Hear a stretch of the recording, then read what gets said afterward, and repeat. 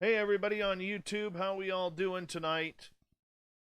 Now, I just had a major Microsoft update that I needed to do, and literally what happened was, and I haven't even brought in our guest yet. Literally what happened was I fired up the studio computer at about 7:40, and everything was looking good, and then all of a sudden it just went into absolute slow mode where my mouse wasn't even moving, and I looked and I'm like, oh crap, I need to do an update. So I started the update just before or just after I send out my first tweet, and I had done the update on my other computer that I'm looking at right here as I face you, and that took like 10 minutes. Well, this one took an hour and 15. So we're going to do things a little bit different tonight. I haven't even called in our guest yet. We're going to go live probably at about 9:36. We're going to go to about 11:30 as we normally would. So I'm not going to do the news at the back end of hour number 3. This is just going to be a little bit different show, but I do want to get it out there because I love Cheri Arellano, and we got to get the radio side out here. So I apologize. It was completely out of my hands. Oh, by the way, people, check this out. Look at that. Look at that. That. Oh, wrong side. Wrong side. And look at that. The first order is in. I got this for myself, and I'm going to be sending out shirts and everything. Hopefully, get everything packaged up and get it all shipped out by early next week. So if you're waiting on stuff, I do have it in, and we'll go from there. So the swag is in. If you want a hoodie, you can order these. Go to facebook.com/spaced out radio. Everything looks real good. Tammy, I know that. I was just waiting on that, but just resend it and I'll make sure that we get everything. Okay. But we're gonna be good here. So I'm gonna get a hold of Cheri here in a couple of minutes, just making sure that everything is a-okay. Hey, TH, how you doing? Thank you for the super chat. Oh, I feel like I'm out of breath, like I'm running a friggin' marathon tonight. Oh yeah, there's the commercials. I'll just turn them down. So we're gonna get a hold of Cheri here momentarily. Hey, Human Carl's here, everyone. Human Carl. What's up, Human Carl? Oh, wow. Okay, so everything, we're going to get going here in about 5 minutes, and then we'll get going. I don't have time to text, so if you're texting me, I don't have time to respond. No, there will not be any news tonight because I have to edit another show in order to get it ready for the radio station. So, yeah, when things like this happen, it throws me right off, and oh, but we're coming down. We're coming down, and we'll make it happen. We'll have a good show, everyone. We will have a good show. Good old Microsoft. Yep. What do you do? Nothing you can do. Beauty of being live.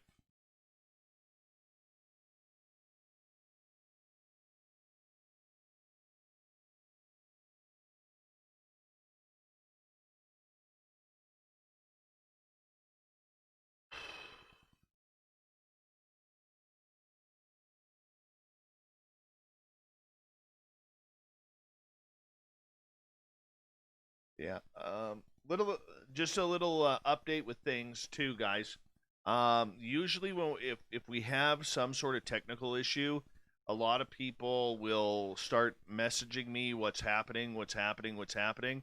I usually do not have time to respond, so the easiest way to check things is check us on Twitter and at Spaced Out Radio, and check us on my personal Facebook page profile, and see what's going on.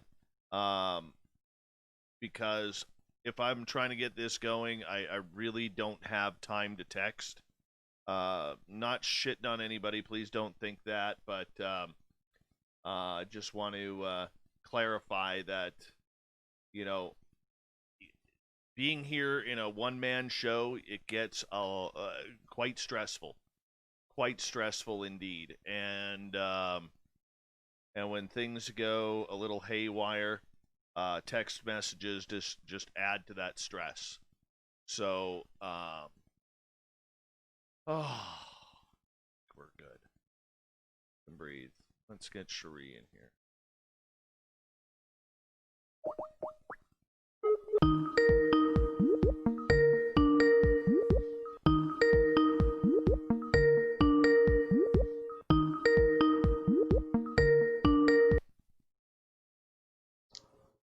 Hey, Dave.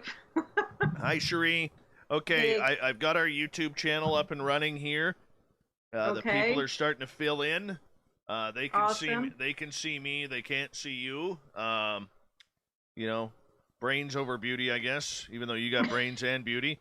And just for the record, YouTube crowd, Awesome. Cheri, I've met Cheri and her husband. I always forget her husband's name, but he is Mark. Mark is dreamy. I'm gonna be honest with you. You know, no come on intended to Mark, but he is a dreamy looking dude. He really Yeah. is. You have a bigger crush on Mark? I may. I may. Well, you've been married to him for what, 18 years? Yeah, something like that. Yeah. 20 years married. Yeah. He is dreamy. Sorry, 15 years married, 23 years together. Yes. All the ladies in the chat room are like, show us Mark. Show us Mark. You know, but all right, so this is going to be a little bit different than what we're used to here. Okay, because of the technical snafu, we're just going to go to 11:30, and then when we say goodnight to you as per normal at 11:30, then we'll be able to do everything. There will still be breaks every half an hour here, okay? Okay, All right. sounds good. Yeah. Yeah. So we got like 1 minute here, and then I'm going to fire up the Okay. music. Congrats on passing 10,000 subscribers. Thank you. Thank you. You know, I think it. I think I grew a quarter of an inch that day. I really do. How's my audio? You sound wonderful. You Okay, sound great. wonderful. I, on the other hand, with all the screaming that I've been doing in the last hour and a half, I don't sound wonderful. You sound great. Sound great, look great. No, that's it's a true. miracle that you pulled it off. Oh, trust me. Well, it's not me. It was Microsoft finally hearing my swear words. That's exactly what it was. All right. Give me a couple of seconds here. I don't even have an intro prepared for you. I'm going to go off the top of my head here. I'm going to start this up here. Well, I emailed it to you, but that's okay. I know. You know what? I was looking in my email for it, and I couldn't find it. Don't worry. Don't worry. I'm creative. I'm creative. Okay. I'll get it going. I've done this once or twice. No worries. Yes. As Cheri, not Sherry or I'll just Cherry. correct you. Cheri just absolutely is like, this guy is so not pro. So not pro. Hey, I've been there. I've been there having technical difficulties. Oh, it's not fun. No, not fun at all. It is stressful. And it always happens right when you're trying to go live, you know. It's all right. Like the worst. Let's do this thing, shall we? Hold on. We need some music here. Where's the intro?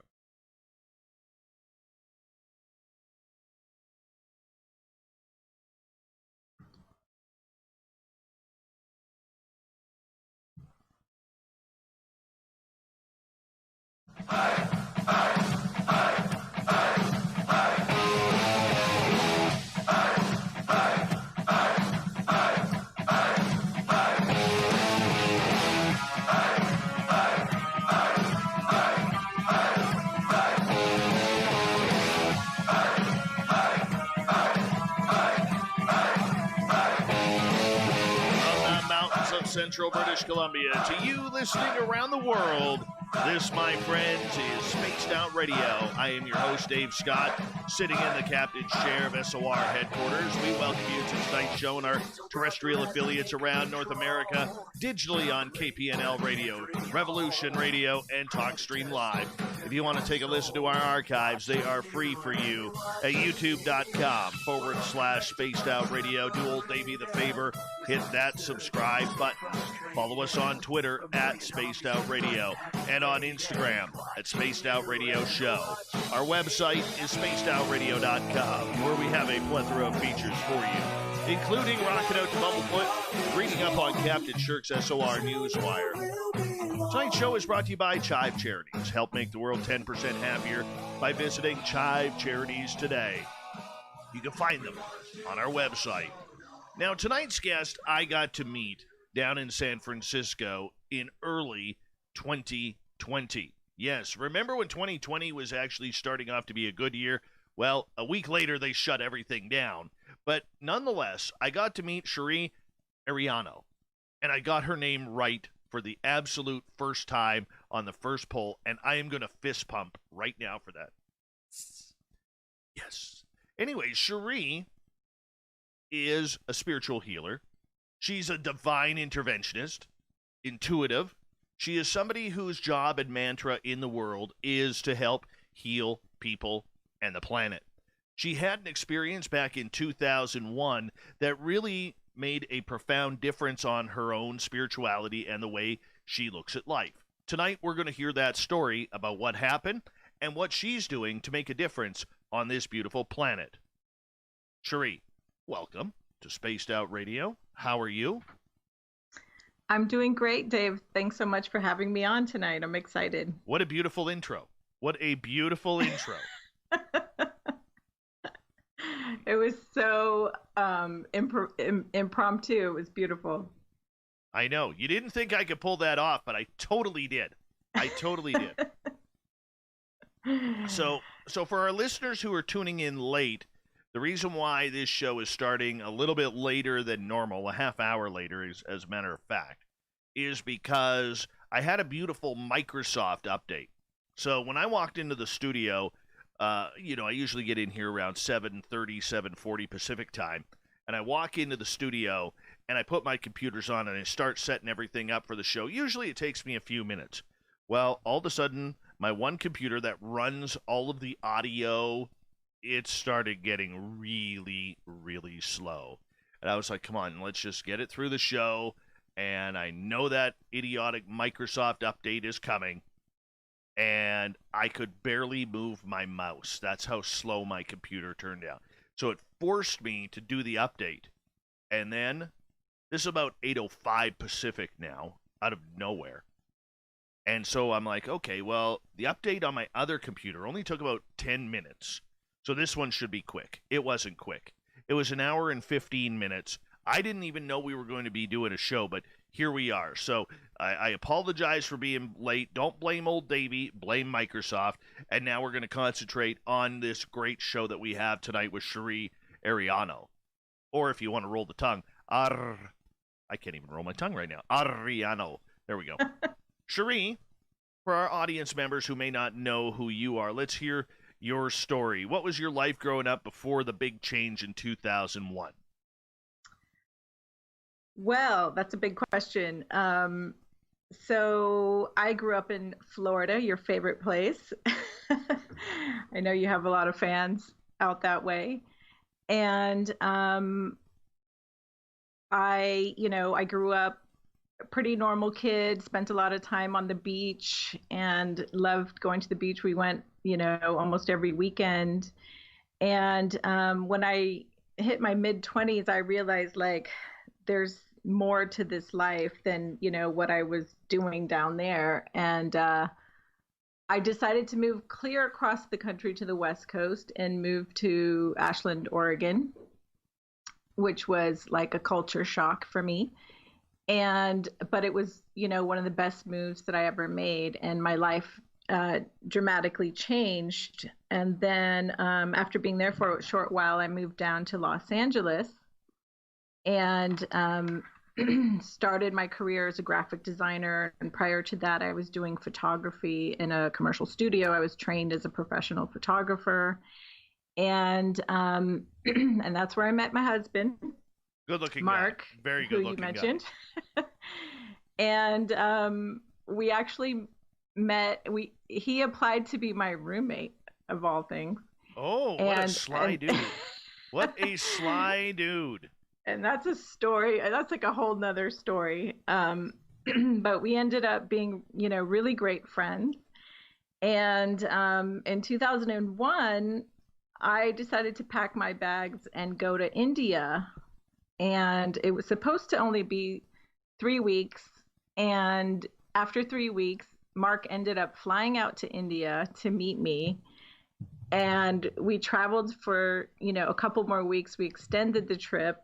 And after, say 3 more weeks, we were like, well, if we can travel together for this long and not want to kill each other, then, we're pretty good traveling buddies. So our trip ended up turning into 4 months. And when I first got to India, I went to the Maha Kumbh Mela, which is the biggest religious, spiritual festival in the world. Like, millions of people descend upon this 5-kilometer square mela, which means fair, in India. And people come from all over the world to sit with sadhus and gurus and philosophize and learn about spirituality. And so after I had 3 weeks of that experience, I hooked up with Mark, and then we ended up going to Sri Lanka, Nepal, and Cairo and Luxor in Egypt as well. So that trip was very life-changing, and you could say that I kind of sort of had a bit of an activation when I got to Egypt. And prior to that, I had been doing yoga every day for like 4 to 5 years. So I was kind of already on my spiritual journey in the late 90s. Okay, so Mark chases you down, hunts you down literally 3/4 of the way around the world here. And here you are having this spiritual awakening. What was the moment that you took a look at that in the middle of Egypt, trying to figure out, who you are, what you were all about, and what your purpose was? Well, it started in India, actually. And, it's a really crazy story how we met, because in India, I met again, I should say, because there were no cell phones back then. And, I guess beepers had been out. Maybe cell phones had just started, but certainly you couldn't bring it to India. So I was staying at the YMCA. We were like backpackers, right? And we said, okay, let's meet at the YMCA in Varanasi. And little did we know there were 2 YMCAs in Varanasi. So he ended up staying at one. I ended up staying at the other one. And he told the innkeeper, I'm supposed to meet my wife here, even though we weren't married in India. You call everyone your wife or your husband. And and they said, she's not here. And he was like, oh no, what am I going to do? And he ended up calling the other YMCA, and lo and behold, I was there. And we ended up meeting. So it was kind of magical, because we met at like 6 a.m, and there was fog on the streets, and we could barely see each other, but we found each other. So it was pretty romantic. Was there candles? Was there music? Was there sitar in the background? Yes, you can imagine that. I do. It just makes it so much better. That's for sure. So, India's pretty chaotic. For anyone who's been there, you would know, like, it's just noisy and dusty and constant chaos, and everything is a bargain or a negotiation, even to take a little tuk-tuk, which are those little cars, or sometimes it's like a guy on a bicycle and he pulls you behind him. Everything's a negotiation. There's no flat prices there. So you're just constantly haggling, and it's quite exhausting on your spirit. And I remember we finally got down to the south of India, and he told me that he had to break this news to me that was really devastating. And uh, I knew something was wrong, but I didn't know what it was. And I could tell he was acting odd. Turns out he had to tell me that my dog passed away. Oh no. Excuse me. And this little dog was like my soulmate. He was a little white chihuahua named E.T. And of all things, E.T. And it was really heartbreaking. Like, I think I cried for 2 days, and we were in the south of India. And at that point, I realized, like, the importance of life and how, because I was crying in my room for like 2 days, and the innkeeper came to the door and he was like, "Are you okay? Is everything okay?" And I said, "Yeah, I'm okay, but my dog died. I'm really upset." And the guy kind of scoffed, and he was like, "Oh, is that all?" He thought like my mother died, because in India, they don't have a lot of reverence for life, the lives of animals. And, so it was kind of like shocking, because in America, everybody, when your pet passes away, everyone's very sympathetic and empathetic. And there it was like the opposite. So we just had, all these like strange occurrences that happened, and that really like gave you another perspective about the meaning of life. When I was at the Kumbh Mela, all kinds of things like that happened. And as we were traveling through this chaos, on the trains, on the buses, you kind of go through every vehicle in India, planes, trains, automobiles. And we found peace in each other. And, when we had those quiet moments together, we realized like we needed to do something greater with our lives. And it became really clear to me that I wanted to be of service, and I wanted to use my gifts for the greater good of the planet. And I decided to start a design agency called Conscious Creative. And we focused on serving green businesses, eco-friendly businesses, socially conscious nonprofits. And we were a full service agency in San Francisco. We were like the first green certified company there, doing like video production, graphic design, web design, photography, everything. And we loved it. We had great clients. We're still doing it occasionally.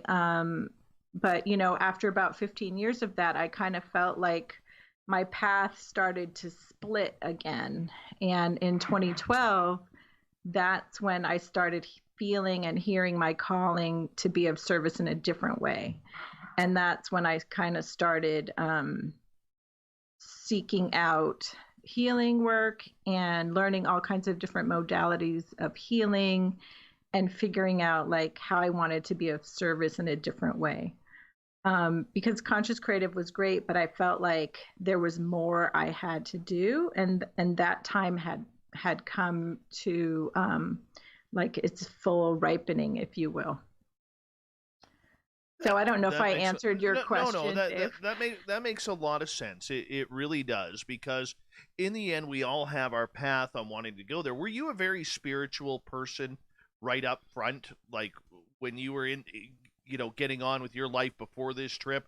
Did you follow the teachings of yoga or a lot of the Buddhist traditions or religions of that ilk, or did you just have that awakening? How did it work for you?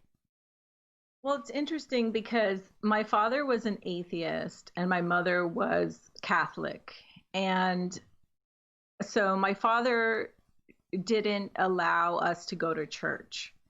And my mother would sneak me off to church with the neighbor, the babysitter, my uncle, my cousins, wherever she could like get me to go to church. She'd be like, "Please take Cheri to church." And she didn't care what denomination it was. So I grew up visiting Catholic churches, Trinity churches, Jehovah's Witness temples, the Kingdom Hall, like every kind of church.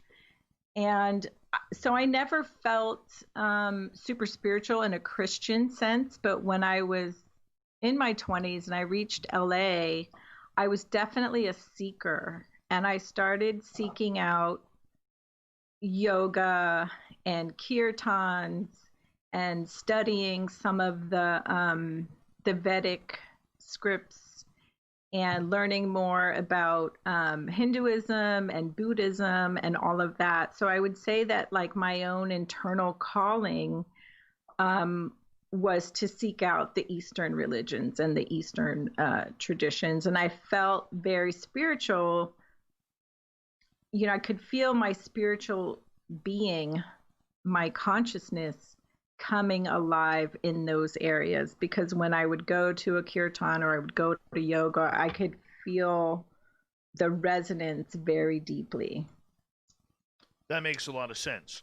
That Yeah. makes a lot of sense. And as that resonation started picking up for you and you started trying to figure out what this change was, explain that feeling of spiritual change that you were going through within at this point. Yeah, so it's been like difficult to put a finger on, but I've always felt this inner knowing. So I'm what you call clairsentient, which means like you know things. You don't know how you know, but you just know things. And it's like a feeling. It is often tied together with and like someone who calls himself an empath, because you feel emotions of others, or you feel the emotion of the collective, or you feel the frequency of a room when you walk in, things like that. And so I kind of always had this inner knowing that I was supposed to be doing something greater in spirituality. And I didn't, some people who are clairaudient or clairvoyant, they can see their path or they can hear their messages from their guides really clearly. And maybe it's a little clearer knowing for them. But for me, it was always like I had to kind of figure it out and try this and try that until I felt that like zing, if you will, of knowing like, oh, okay, this is it. This is what I'm supposed to be doing. So even with healing, I tried a bunch of different modalities until I found the one that most resonated with me, and I got an immediate response in knowing like, okay, this is the one for me. So that was really cool. And I love the journey. Like I love the exploration phase as well. Because I love learning. I'm a Gemini. It's like a Gemini thing. Me too. We have to be learning all the time. Very true. Yeah. So like that, seeker, truth seeker, I would say, I'm a truth seeker, but I'm really just a seeker because I love researching. I love learning. I love, adding on to my knowledge in all different areas. When you got back to North America, how did you realize that you had to make a shift? Because now real life begins after traveling, and you have to, you have to find a home, you have to get resettled. You got this really good looking dude in your life now who chased you down halfway across the world. Life is changing, but there's a reality to coming home. Unfortunately, how did that change you, or how did you perceive your own change coming back to the United States and then continuing with that spiritual path that you had now learned? Yeah, that's a really good question. So we left LA. Mark went to LA because he wanted to be in the film industry. I went to LA for different reasons. And then he was from the Bay Area. So we kept coming up here when we lived in LA to visit his family. And I fell in love with the Bay Area. And so when I left to go to India, my plan was to move to San Francisco upon my return to the US. And so that's what I did. I came up here, I put my stuff in storage, got on a plane, flew to India, came back, not knowing where I was going to live or anything. But then since Mark joined me, he was like, hey, we can live in my sister's, you know, she had like an in-law unit behind her home. And so that's what we did. And I was basically starting from zero, from scratch. And, you know, I kind of like created the vision and the mission for Conscious Creative and started reaching out to nonprofits to offer my services for free just so I could build a portfolio. And in the meantime, I got a job at an ad agency in downtown San Francisco that had a similar mission. They did public health work, advertising. And so I did that for a year while I was building Conscious Creative on the side and gaining clients on the side. And after about a year of moonlighting and, you know, working full time in moonlighting, we moved to the city and we just like launched and took off. And, you know, when you're on your path, like things just align for you. And it would have been really easy for me to just be like, oh, I've got this full-time job. I'm just going to do this and like let my dream slip off to the side. But I was so like, I felt so passionate about it. And I knew that that's what I wanted to do. It was so clear. Like my vision was so crystal clear that when I put my intention towards something like that, I'm a really good manifester. And Mark as well, he's a really incredible manifester. And so when we come together, the power of two, like I personally believe that you can manifest much more quickly because you've got like double power trying to go towards the same goal. And we did. It was really fascinating because when he started the video side of the business, he had all these skills but no camera. He's like, I don't have a camera. What am I going to do? So he had a whole video editing suite, but he wanted to do more filmmaking. And so this guy shows up in our life and he's like, hey, I've got these two like Sony top of the line professional cameras, but I don't know how to use them. I'm a sound guy. I need a camera guy. And here's two cameras. Oh, that worked out perfect. Yeah, it was amazing. Like, no kidding. And he ended up being like one of our best clients and business partners for 10 years. Perfect. Cheri, I'm going to get you to hold on there because we are going to go to break here at the top of the hour. Cheri Arellano. Yes, the tongue is working. I'm warmed up, and one of my favorite people in this field is on the air with Cheri. We'll be back on Spaced Out Radio right after this.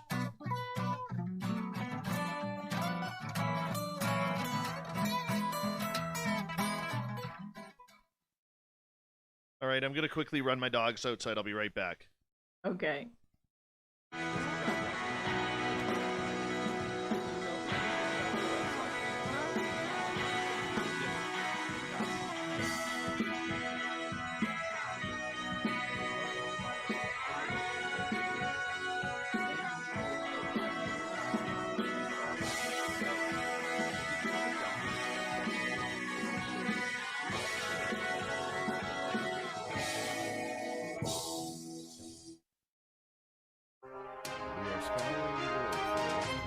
Stories of your day.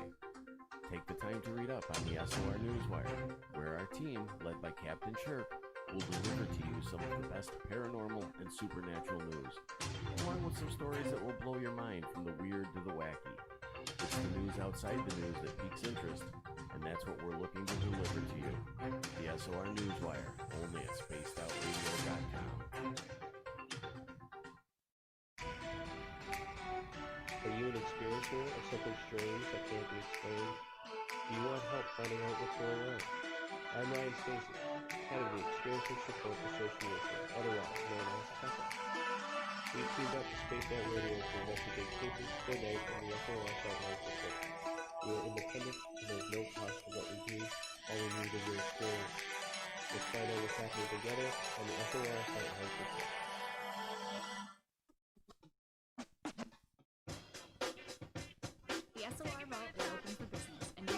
Cool swag for you to pick up.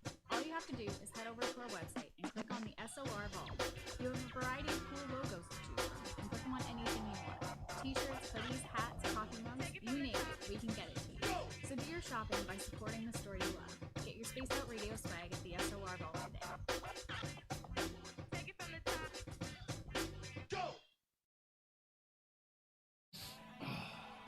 I'm feeling a little spicy tonight. What to do? What to do? Why not get Bumblefuck? 4 million Scoville units of pure hard rock. Bumblefoot hot sauces come in 3 flavors. The burning Bumble. Tone it down a bit with Bumblicious and throw the sauce on everything. Spice it up. Bumble me, baby. Bumblefoot hot sauce. Get it today at kajans.com. The party is always on. The Moose Vancouver is where you want to be visiting Canada's West Coast. Open until 2 a.m. nightly. The Moose runs at the Rock while serving some of the best Canadian food in the city. The menu starts at $6.95. Why party anywhere else in Vancouver when the Moose is right here? Get your horns up and rock with the Moose, the official party bar of Spaced Out Radio. Hi, this is Amber Beckrud, and I want to invite you to subscribe to our YouTube channel where we store all of the SOR show archives for free. And as an added bonus, every 2 weeks I'm posting brand new content on Cryptid Tales, where I will get into some of the spookier legends and folklore from around the world and tell the stories that go with them. Find us at youtube.com/spacedoutradio and check out Cryptid Tales today. Drop a comment and let me know what you want to hear. See you there.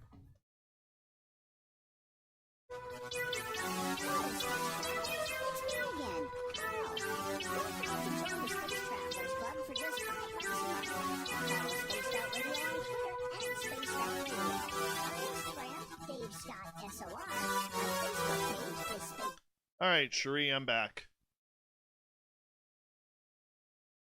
Hello? She might not be back. Hi, everyone. Hi. Hi. Hi, Cheri. Hi. I'm back. By the way, give your YouTube channel because you did a big interview with me in San Francisco. Yes, I did. And it's kind of cool. It's really kind of cool. And we have to do part 2 on that still, don't we? I don't know, do we? Yeah, we were going to finish off a story because you said that new stuff had happened. Oh, goodness. I did. And, yeah, it's the Ascension Sessions for everyone on YouTube. Yes, youtube.com/the Ascension Sessions. It's very cool. Cheri's a great interviewer. Oh, thank you, Dave. Oh, thank you. That's nice coming from you. Oh, stop it. Stop it. You're fantastic. Yeah. Who's harassing Corns? You are. He'll get the link. He'll get the link up, Cheri. Leave him alone. No, leave it's him not alone. me. Come on, leave him alone. Oh, I thought you were asking me to put the link up, not him. No, only the wrenches can, and we only got one wrench. Okay, got it. Sorry, Corns.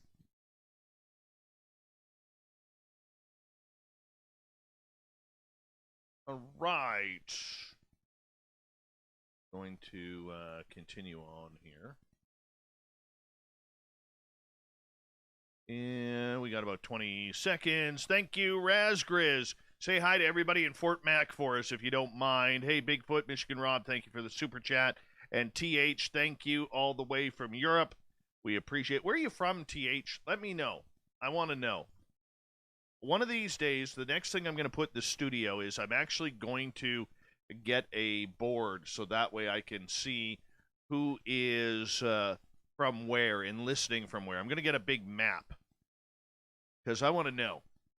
I'm going to get a world map, put it up in the studio, and I'm going to put a sticker in where everybody's from. So that's my next goal. This is kind of cool. I love it. I love finding out where people are from. It's kind of awesome. But, okay, we're going to go in 5 seconds here. Hold on, Cheri.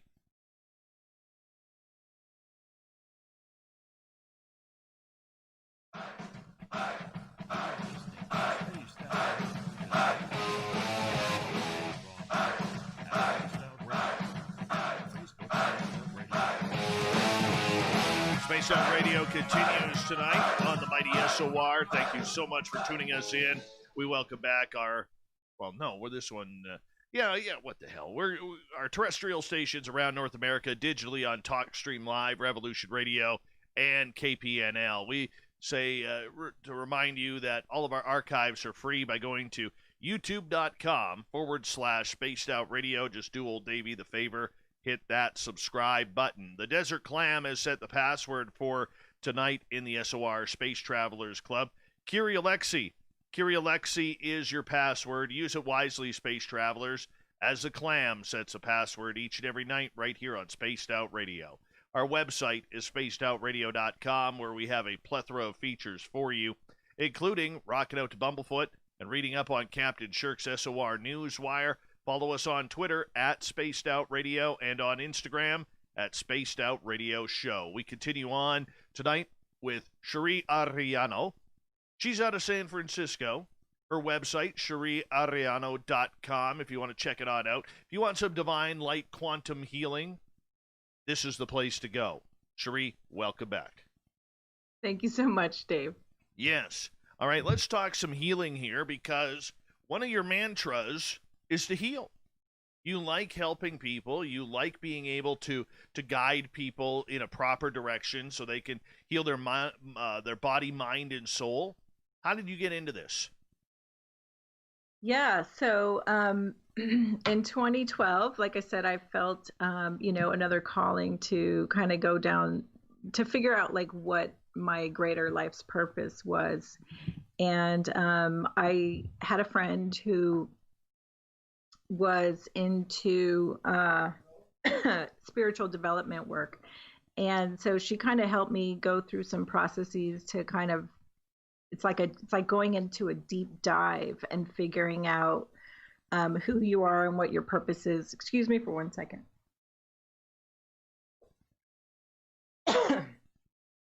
Sorry about that. No problem. So I spent about 2 years going through this deep dive and like really trying to figure out what I wanted to do. And I studied meditation, innate wisdom, the emotion code, and all these different healing modalities. And then I found that, I had a natural gift, if you will, for like hands-on healing and also working with a pendulum. And I found out about this other modality called quantum psionics. And so I studied that for a couple years. And my teacher, Raquel Sacramento, who is from Portugal, she also devised a healing modality called the crystalline healing light. And so I studied that under her as well. And it's a really, really powerful high frequency healing modality that just like took off. It's fairly new. And, from the clients who've received this healing work from me, I've gotten really positive feedback. Like it's a very high frequency healing. Like I work with the higher dimensional helpers. We can work with all sorts of issues, whether it's like old traumas, old wounds, soul contracts that need to be broken, relationship stuff, limiting beliefs, reprogramming the DNA, like all of that work can be done. And we work with all kinds of tools in this work, such as sacred geometry, Arcturian healing codes. We can work with the dragon essences and the dragon energies. We can work with crystal frequencies and crystal energies. We can even work with, like I take people on journeys up into the sacred grid, and we work with archangels, or we might work with, Saint Germain and some of the ascended masters, the violet flame. It's really fantastic to watch, because each person is different, and your higher self comes in and does the healing with me and my higher self. And so it's like our two higher selves are working together to call in and use the best tools for you, because your higher self knows what you need, right? So it kind of comes in and guides the ship. And the work tends to be very effective and quick. So people like it for that reason, because it kind of just like zooms right into the areas that are needed. Okay, so as you are breaking down what is affecting a person, take me through this. So let's say I come to you and I say, look, I'm only running at about 22% chi right now. Okay. How do I build up my spirituality? How do I build up my energy? How do I build up, finding myself, because I feel like I'm in a lot of trouble right now. So are you saying like you have low energy, you feel lethargic, like you don't feel in touch with yourself? Is that what you're saying? Yeah, let's go with that. Okay.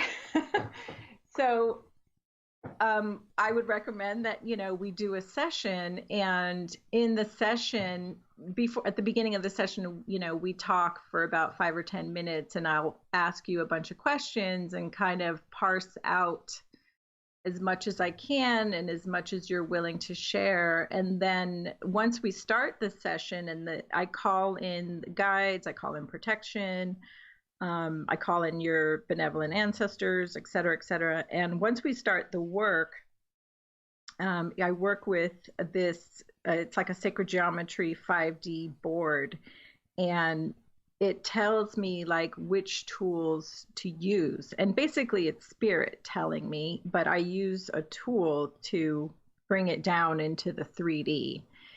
And in my experience, the tools that come through are always spot on, but at the beginning of the session, when I'm parsing out with you what's lacking and what you want to call in more of. So let's say you say, I'm feeling disconnected, and my oomph has got up and gone, and I need more of like motivation in life, or I need more happiness, more joy. Because what you're describing kind of sounds like grief or depression. Right. And so the opposite of that would be joy, happiness, love, right? So I would ask you, Dave, would you like to call in more joy, happiness, love into your life, more feelings of uplifting? And if you were in agreement with that, then we would set the intention to call in those attributes into your life, and we would release the grief, the depression, the sadness, or whatever, was there that we discussed. And so with the aids of our helpers, that's what would be done. Okay, so how do I know that this is happening? What am I feeling as we make this transition? So some people report feeling, like tingling, or they might feel a release somewhere in their spirit body. They might see colors. They might feel warmth on a certain part of their body. Most people walk away feeling much lighter, because like we're all energetic beings, and some days we feel really dense, like our energy feels dense, and some days it feels light. And usually happiness, joy, peace are associated with a lighter energy frequency. So basically what we do is we measure the frequency that you're running at the beginning, and then we do the healing work, and then I measure your frequency again at the end of the healing work on a numeric scale, and it'll often show me like how your frequency has changed from before the session to after the session. But it's, what you experience is different. Like each person has a different experience. Okay, so am I actually feeling this transition, or is it happening quite mentally? I wouldn't say it's mental. I would say it's more spiritual. And you might feel it depending on how sensitive you are and how in tune you are with your own spiritual energy. Somebody who's like highly sensitive is going to feel it for sure. And somebody who's not as sensitive may just feel a couple things, or they might just feel lighter at the end, but then they'll notice over the course of a few days, like things shift. I've had people come to me and say like, my relationship with my brother is terrible. We're trying to work on this house together and he won't communicate with me. And every time we start talking, we get into an argument and, really practical things like that. And so we worked on her, but, with that goal of having more open and clear and conscious communication with her family members. And she called me a week later and she said, Cheri, oh my God, it's shifted so much. It's like a different person. We're getting along great. We're talking really well, like our communication's really clear. There's no obstacles, like everything shifted. I had another girl who had this boyfriend who had a lot of like jealousy and envy and kind of obsessive energy towards her. And we worked on cutting cords to this person because she didn't want him in her life anymore. And like right after we finished the session, she starts texting me and saying like he was saying things to her that he could already feel the disconnect. Like she didn't call him, she didn't say anything to him, but he was like, what's going on? What's happened? Like he knew something shifted, but he couldn't put it into words. So the work can happen really quickly. I've gotten that feedback from clients. Okay, so when you're transforming a client, healing them, whether it's depression, whether it's spiritual attachment, or anything of the sort, how do you define what is truly upsetting the person on their spiritual plane? I ask questions, and most of the time I just know, like I can intuit it, but I'll always ask anyways because I don't like to make assumptions, and I'll say, I think it's this, or what do you think about this, or do you feel this? Like, because some people have a hard time putting emotions into words. Like they have a hard time finding the right adjectives, and that was actually one of the things I had to study. So I got really good at that. And sometimes I need to help them put their emotions into words. And even if I don't get to the bottom of it with words, spirit knows exactly what's needed. So I could do a session with you and almost have no words exchanged, and you would still receive a healing because your higher self knows what you need in that moment.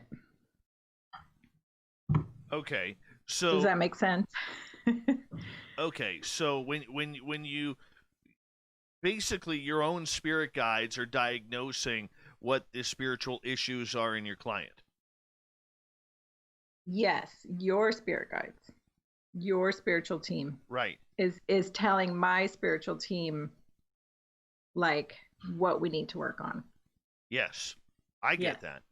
Okay, but on the flip side, you have to be very careful too, because you are not, even though you're a healing practitioner on the spiritual side, you're not a doctor, you're not a nurse or anybody of medicinal education in order to say, well, look, you better go get your stomach checked because there's something wrong in there, or you have to be very careful with things like that. Yeah, exactly. I don't do physical recommendations or prescriptions or anything like that.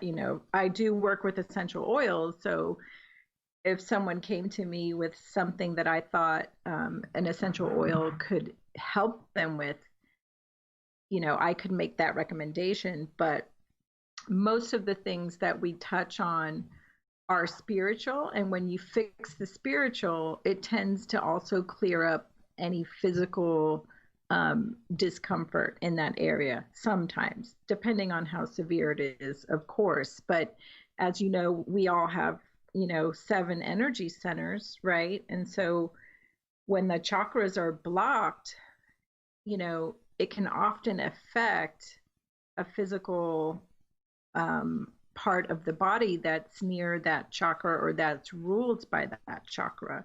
So a lot of people who have anxiety or fear or worry, they tend to get upset stomach because we hold those emotions in the solar plexus chakra a lot of the times. So, if you came to me and said, "Oh man, my stomach's been messed up this week," that would give me a clue. But it doesn't mean I have all the answers of why your stomach's messed. It could be that you have some other physical thing. But I believe that we're all energy. Like I think that we're like 99.9% energy, and the rest is water. And when we fix the energetic blocks, then the water starts to flow and things start to heal. Our bodies have a divine blueprint from birth. We were perfect at birth, and our bodies can remember that perfect divine blueprint. But our cells become trained to kind of like not go back to that divine blueprint. They have to be reminded and reprogrammed sometimes. All right, let's get to a couple questions from our audience here. Okay. Human Carl, not to be misconstrued with Alien Carl. Human Carl wants to know, are these sessions face-to-face or via phone? I have done both. Right now, everything is on Zoom, so we can see each other. I can also do it over the telephone. We don't have to see each other. And I've also done it remotely. I've also done it, like without the client being present. So I'll say, okay, I'm going to work on you on this day at this time. And they know I'm doing the work, but they're not present, if that makes sense. Is it like Reiki that you're doing? No, it's not like Reiki. I mean, I don't do hands-on healing. I can do that work, and I am trained in Reiki 1, and so I understand how energy works in that Reiki kind of way, but that's not exactly what I'm doing. No. All right. Okay, let's move on to another question. Troy SR71 is asking, does Cheri work with people with cancer? I have not worked with people with cancer yet.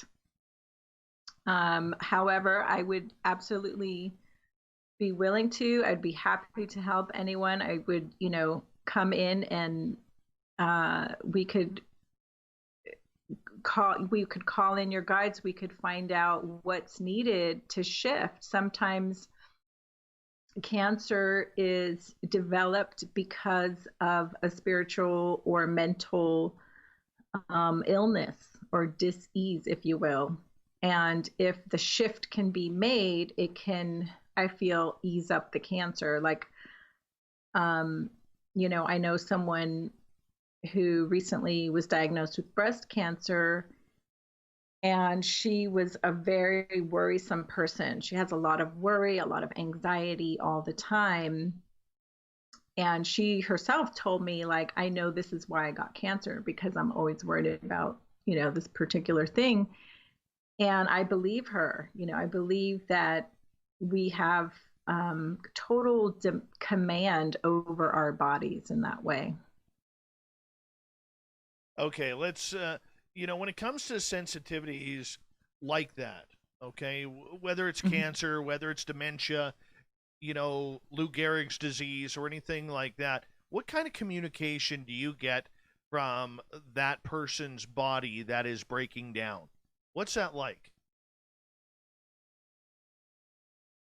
Do you mean like, can I feel the illness in their body? Yes.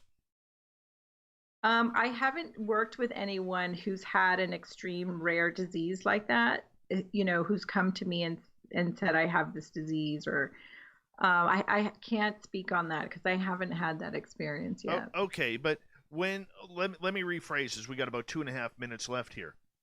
Okay. If someone has a health issue, does their spirit let you know that they are going through these tribulations? You mean if they didn't verbally tell me, right? Exactly. Are you picking up on it? Sometimes I can. It really depends on the person and how open they are. Most of the time, I do get intuitive hits like that while I'm working on the session. I might not know, like, oh, it's Lou Gehrig's disease or whatever, but I might know that there's like a heavier, darker energy, a denser energy that needs to be cleared. If that makes sense. Okay. Because a lot of people that I've talked to in the spiritual realm will say that when they are, say, scanning a person, they, if they have cancer or if they have something along those lines, they are able to almost see like black spots or dark areas in the body. They're shown that almost like a projection. And I was just curious if you got something like that too. Yeah, I'm not clairvoyant, so I don't see things like that. And I'm not a medical intuitive. However, I am an empath and I am clairsentient. So sometimes I'll feel like a heavier or denser energy in a particular area of the body, but I can't see it, So if I could see it, I could probably be like, oh, that might look like X, or whatever. So at that point, I might ask a question like, oh, I'm feeling something over here, can you talk about that? Or do you know about that? Or I might say, get it checked out. Right. Okay. So you do kind of pick up on things. It's just not, you can't see it. You can't, you just go by the vibe that you receive in return. Right. Exactly. Or I might feel it somewhere in my body. All right, that's kind of cool. When we come back from the break here at the bottom of the hour, I want to get into what you define on your website as crystalline light healing reset. This absolutely intrigues me because, there's so much going on.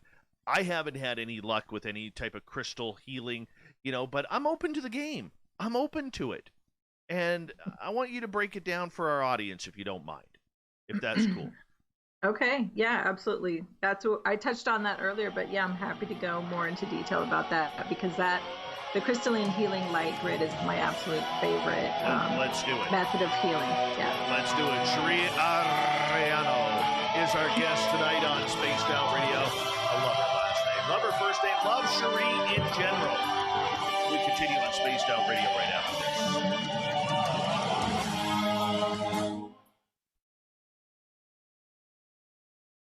You're a great speaker, by the way. Oh, thank you. You are. It's taken me a long time. Yes. Yes. I used to be painfully shy to be on camera, on, audio, on anything. And I had to just kind of like break through it. In fact, the whole first year of the Ascension sessions, I wouldn't even go on camera. And I was telling Mark tonight, I'm like, wow, radio is so nice because you can it's just all audio. You know? The unfortunate part about it is YouTube came along and now people got to see my ugly mug, but that's okay. That's okay. Speaking of ugly mugs, big debate in the chat room right now about fighting in hockey. The reason why the game sucks today is two reasons. Number one, that moron Tom Rennie, who is running Hockey Canada, he needs to be fired, okay? And number two, it's dirty, it's an ugly game because there is less fighting in the game. There is less fighting in the game, which means that the game, although the skill has picked up, the fact is it's a dirtier hockey game where stars are getting injured with injuries they've never suffered before, all because of A, the instigator rule, and B, the referees are protecting the players instead of the players protecting themselves. So we can do a whole show on hockey fights. We'll do a whole show on hockey fights. We could do that. So I'm very, very astute on that. And besides, number 4, it's fun. It is very fun to drop the gloves and punch the shit out of somebody. It really is. It really is. A beautiful adrenaline rush and spiritual cleansing. You want to know how I used to cleanse my spirit? Oh my goodness. I mean, what's a broken nose every now and again? What's a broken nose? I mean, it's okay. How many times have you broken your nose, Dave? I believe 5, maybe 6 now. Oh my goodness. Yeah. Okay, well, we'll surgery. start there when you get your healing. We'll start there. I had surgery on it in 1997, and it didn't work. But when they went in, I was down to, in my left nostril, I was down to 8% breathing, opening to breathe, and my right one was at 10%. Wow. Yes. I heard it's one of the most painful areas to get, to have broken. I can tell you point blank, my nose could be crooked, and I would put it back into place myself. I will never, ever go through nose surgery again. I've blown out my knees, my ankles, my back, dislocated my fingers. I've had concussions where all of a sudden you end up getting vertigo. That was kind of cool. But I would never in my life, out of everything that I have experienced pain-wise, ever get nose surgery again. Wow. Mm-hmm. It's horrible. Horrible. You get these people out there that go for this rhinoplasty to get these nose jobs. No. I would never do it. Never do it in a million years again. Don't touch my nose. You can do anything you want, just don't touch my nose. And that's why, to this day, even when I was going through broadcasting school, in year 1, one of my instructors called me in, and he's like, "You used to play a lot of hockey." He goes, "Did you fight?" I said, "Yeah, of course." And he's like, "Oh, there's our answer." I said, "Answer to what?" He goes, "Listen to your tape." And so I put in my demo tape, and you hear me in between because I couldn't breathe out of my nose. It's kind of cool. Oh my goodness. Yeah, I didn't even realize it. So that's when I booked myself for nose surgery, and oh goddamn, that's why I tend to sound if you listen to my voice critically, I actually sound a little nasally, and that's the reason why. That makes a lot of sense. Yeah. Because I can't breathe out of it. Oh my goodness. I've never broken a bone, thank God. Oh, yeah. Knock on wood. What's really cool is, my son broke my nose a few months ago when we were wrestling. And I couldn't breathe out of it at all. And I go to my chiropractor. I'm like, dude, I said, you gotta straighten my nose. And he's like, why? I told him what happened, and he got in there and he cracked it back a couple of times. Oh, it felt fantastic. Hold on, here we go.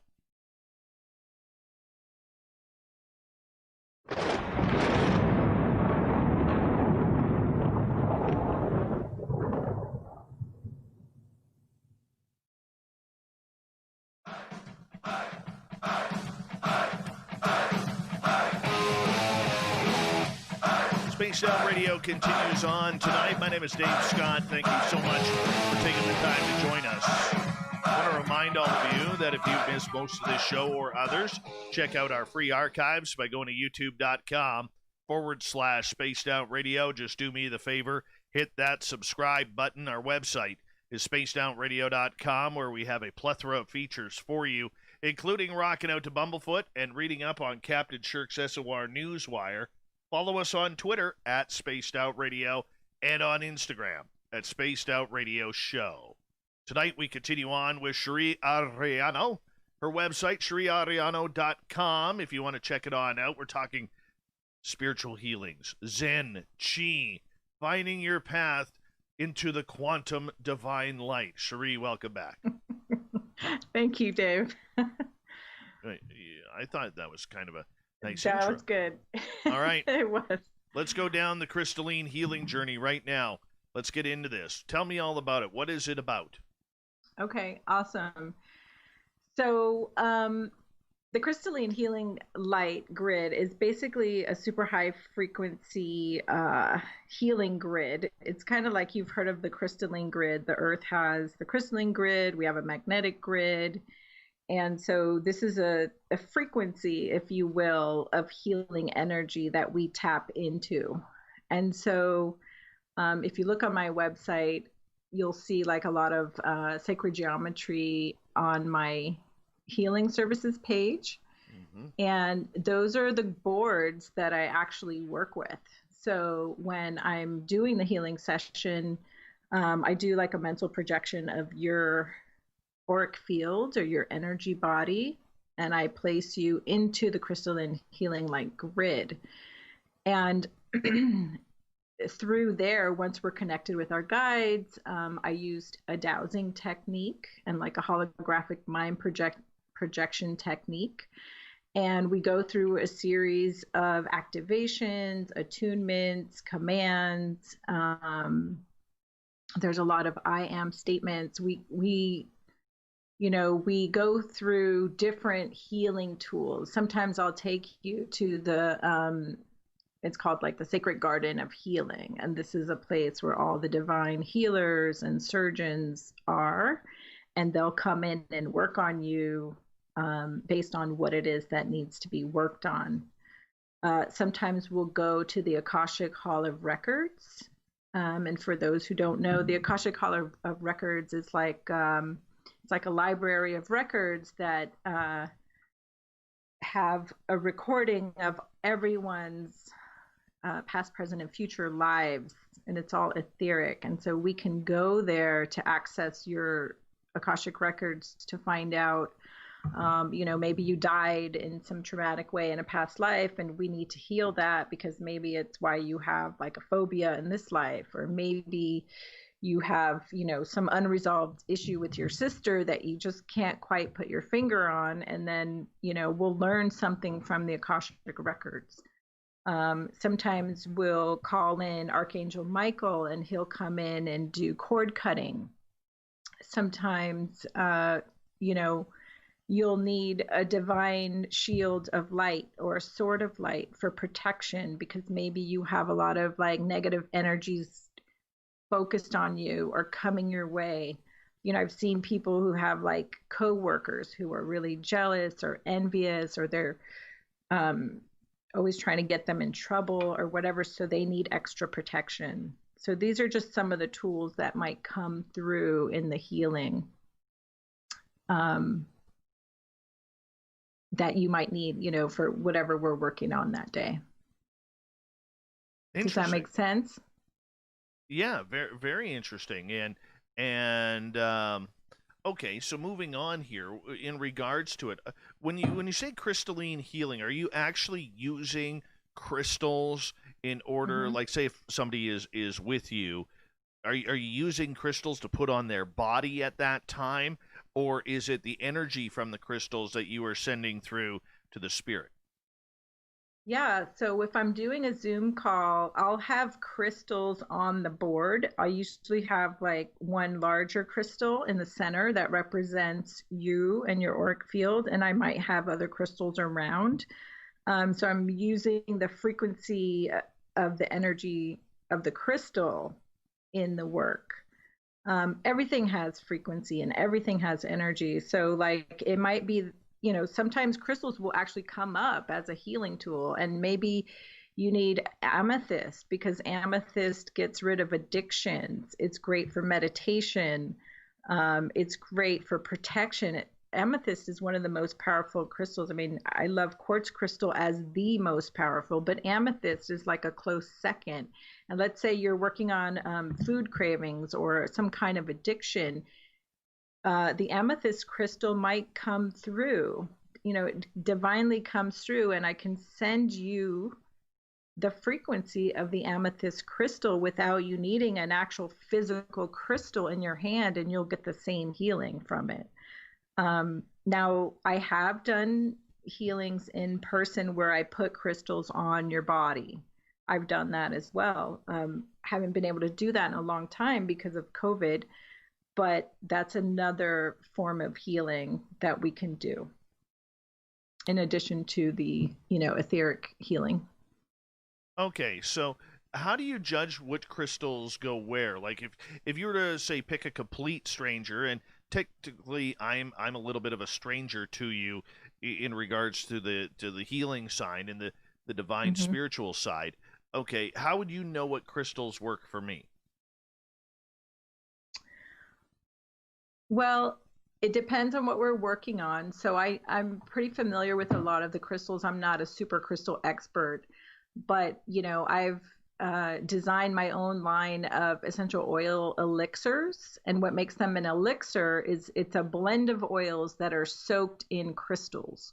So the oils then take on the properties of the crystals, right? And so in that work, I've had to learn which crystals do what so that I could align the healing properties of the crystals with the healing properties of the oils. And so, like, I have a whole chakra balancing line of elixirs. And if I knew that we were working on your solar plexus because your solar plexus was blocked, then I would pick crystals that are aligned to help with the solar plexus chakra.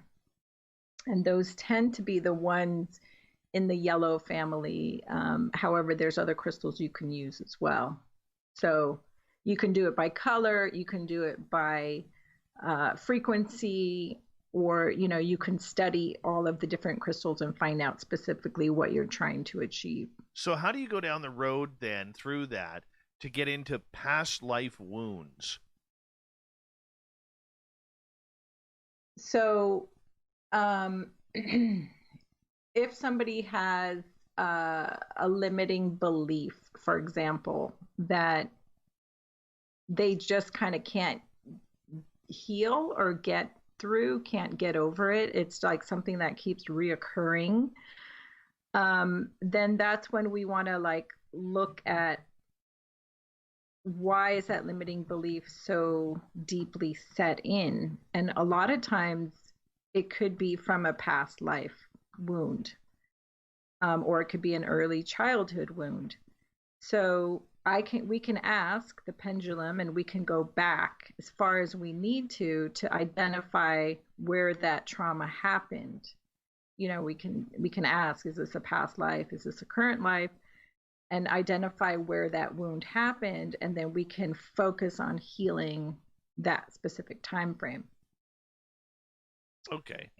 And reprogramming the DNA to call in the new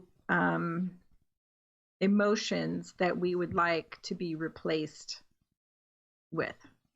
If that makes sense. Okay, so when we talk about past life wounds, what are we talking about there? Are we talking maybe a broken leg, a stab with a sword, taking a bow and arrow to the collarbone? What are we talking about here? Yeah, it could be any of those things. It could be that you were in a battle and you got stabbed in the back or in the leg. It could be that you literally got stabbed in the back by, your ex-wife or your wife in that life, I should say. It could be that you drowned, in a past life. And so now you have this like irrational fear of water and you can't figure it out. Or maybe you fell off a cliff and you have an irrational fear of heights. There's all kinds of wounds. It could be that, you were tortured by a parent or some adult figure in your life. So a lot of times we have these old traumas that stay in the soul's memory because the soul never forgets. Like the soul memory lives on through each incarnation. And so sometimes if we can't get to the root of the problem in this lifetime, we have to go back one or multiple lifetimes to find out. Interesting. Yeah, I've gone back using the emotion code with people. Someone came to me and said, okay, I think my father's line is reptilian. Can we verify this? And so we went back and we asked, like, how many generations back did this go? And we got confirmation that it was like 500 years. That's just one example, but there's so many, because it was a wound for her because she had shame around it. So we had to clear the shame in her current emotional body. What if you lost your head by a guillotine in France? Yeah, then, that's something that we could ask. I mean, that's so specific, right? Like maybe you have a reoccurring nightmare that keeps happening to you, or you see it in a movie and you have some really emotional trigger to that exact tragedy. So that could be something that, I mean, that sounds like a pretty big wound. So that would definitely be something I would want to work on if it happened to me. But all of this also revolves around reincarnation as to whether or not it is real. And that portion for many people, Cheri, is still of great debate. Mm-hmm. Yeah, absolutely. I mean, I definitely believe in reincarnation. And, if you don't believe in reincarnation, it doesn't mean the healing cannot take place. Because again, if you came to me for a healing and you said, Cheri, I don't believe in reincarnation, I would say, okay, but your spirit guides are coming in and they're working with us to do the healing and they know exactly what's needed. So, I trust your higher and divine wisdom. We all have our own divine wisdom from our higher selves. And you know yourself better than anyone. So I trust in that 100%. Okay. The healing work will still take place.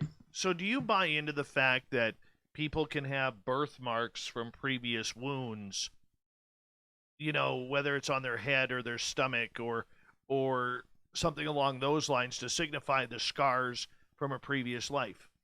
Mm-hmm. Yeah, I think that's absolutely possible. I don't know for sure 100%, but I do believe that that's possible and likely. Because that is one of the claims with all of this, and I was just curious your thoughts on that. Okay, so with the soul, how do you, let's say you had a very traumatic death in your previous life. How do you release that trauma for today's life? Well, first of all, the first step would be wanting to release it, right? So having that divine will to heal and to release it. And so if you were aware of the trauma because maybe you went to a psychic and she told you, or maybe you are psychic yourself, or maybe you had a dream or a recurring dream, and so you believe in your core like you had this trauma from, it could come in from a variety of different ways, and you really wanted to heal it, that's a huge first step, right? So by coming in and doing the work and setting the intentions of clearing it, we can clear it because your intentions are so strong and so powerful. And if you believe in the power of manifestation, you can clear those old wounds. I mean, it might not happen on the first try, depending on how deep the wound is. It might need several sessions.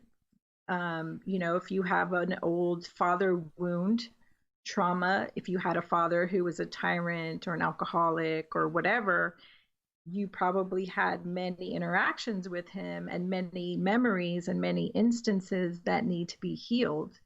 And so, you're looking at years of trauma or abuse that need to be healed on many different layers and levels. So it's kind of like an onion. You're peeling away the layers little by little. So it may take more than one session. And sometimes, like, people may want to do the work, but then they come in and they're like still kind of holding on to their wounds energetically. And you kind of have to like be really gentle with them, and they have to be gentle with themselves, because it's an unfolding process, and it's not like ripping off a Band-Aid, we're not going to say like, oh, just come in and snap 1, 2, 3, you're fixed. It doesn't work that way. Sometimes they need to be willing and ready to release it fully. And sometimes that can take, several sessions, and maybe even different modalities. So I don't know if I answered your question, Dave, but I think that it's a process is the short answer. All right, we've got about 6 minutes here before we have to go to break at the top of the hour. Cheri Arellano is our guest tonight on Spaced Out Radio. Cheri, as you continue on trying to heal from the past, a lot of people have talked on this show over time about the soul contracts. Mm-hmm. I'm still up in the air about it, but people much smarter than me who study this quite a bit believe that before we ascend to this planet that we sign a soul contract. What's your knowledge on this? Yeah, I believe in soul contracts as well. I believe that before we incarnate into the physical body, we have a chance to kind of confer or have a meeting with our spiritual team, our soul group, the people who are in our soul family, if you will. And a lot of times when we come into the physical, it's because we want to. We have a mission, we have a purpose, we want to accomplish something or experience something. And sometimes, we have to come in with the intention of whatever that mission or contract is. And unfortunately, sometimes we have contracts that no longer serve us. So maybe we made a contract, 10 lifetimes ago, and it's no longer relevant, or it's no longer serving us, or it's time to move on and break that contract. So sometimes when we hear the word contract, we think of it as like, it's forever written in stone until we fulfill it, but that's not the case. You can decide that, okay, that contract's no longer serving me, and we need to break this contract and rewrite the contract. So sometimes we need to be forgiving of ourselves and honor ourselves where we are now, because that contract is no longer serving us. I had a session with someone who it was really interesting. She met this guy, and we were at a conference, and she had this like intense sexual attraction to this person. She'd never met him before. She couldn't understand it. And she was like going out of her mind, like, oh my God, who is this person? Why do I feel this way? I don't know him, blah, blah, blah. And she's a bit of a seer. So she started like seeing some things play out in her mind's eye. And she came to me, Cheri, I think I have an old soul contract with this person. And that's why I'm feeling this way. And so we sat down in 15 minutes. We did a quick session. We broke the soul contract. And it was like night and day. Like the light was on and then the light switch turned off. She said next time she saw him, she had zero attraction to him. Now that was pretty fascinating because it was so effective and so quick. It's like mind-boggling. And she's a healer too. So, I knew she wasn't like blowing smoke up my skirt, because she would have told me, Okay. like it didn't work or whatever. Now, is the soul contract between, and this may sound like an obvious question, between souls, or is it between you and a divine entity?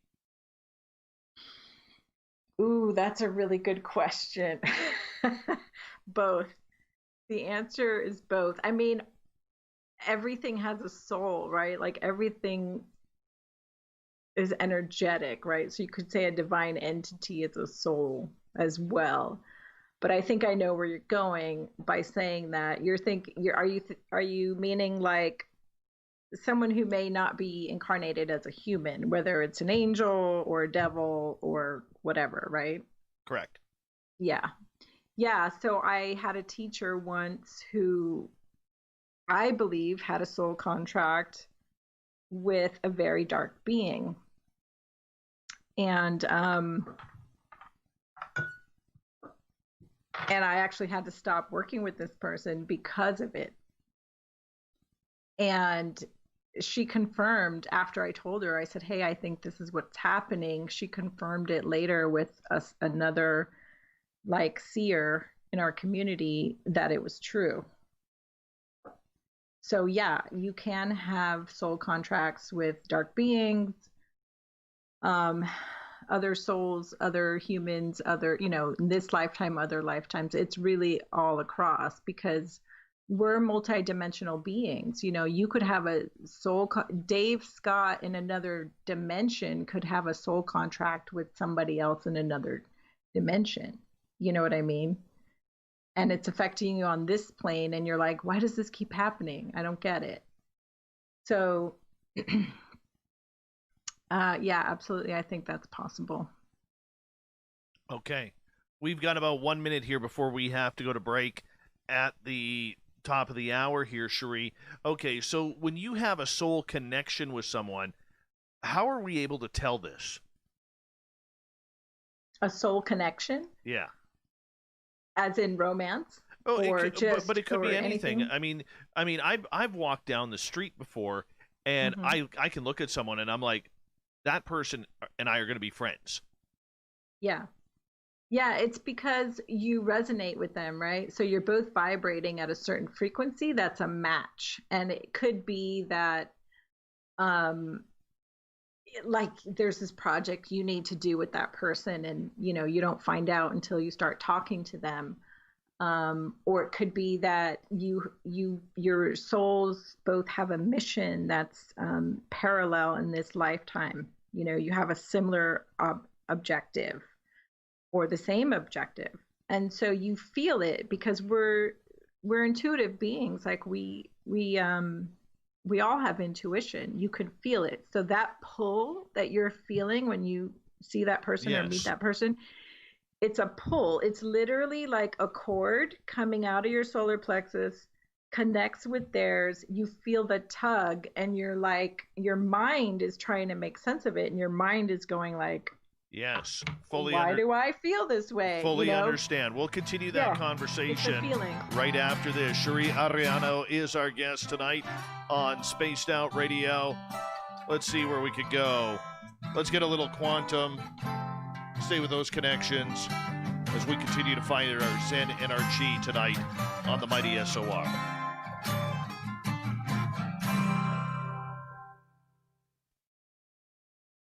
It's a beautiful thing.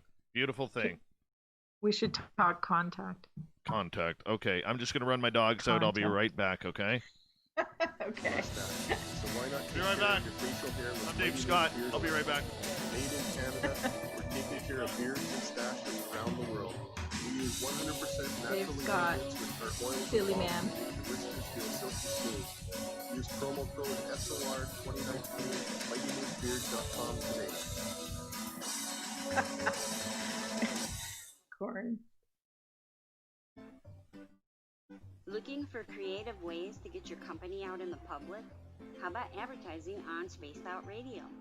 Our sales department is waiting to hear from you, and we can work around any budget. From commercial spots to banners to special promotions, there are many opportunities to get your name and product out to our SOR listeners. For a price guide and more information, please contact us at sales@spacedoutradio.com. I'm feeling a little spicy tonight. What to do? What to do? Why not get Bumblefuck? 4 million Scoville units of pure hard rock. Bumblefoot hot sauces come in 3 flavors. The burning Bumble. Tone it down a bit with Bumblicious and throw the sauce on everything. Spice it up. Bumble me, baby. Bumblefoot hot sauce. Get it today at kajans.com. The party is always on. The Bruce Vancouver is where you want to be visiting Canada's West Coast. Open until 2 a.m. nightly. The Moose runs at the Rock while serving some of the best Canadian food in the city. The menu starts at $6.95. Why party anywhere else in Vancouver? Rock with the Moose, the official party bar of Spaced Out Radio. Hello, everybody.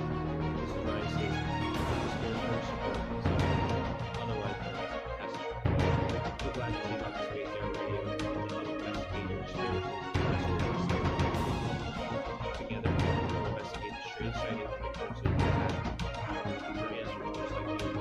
So fill out assignments and Space Out Radio. Let's figure out what's going on together. We're adding to the entertainment online for Spaced Out Radio.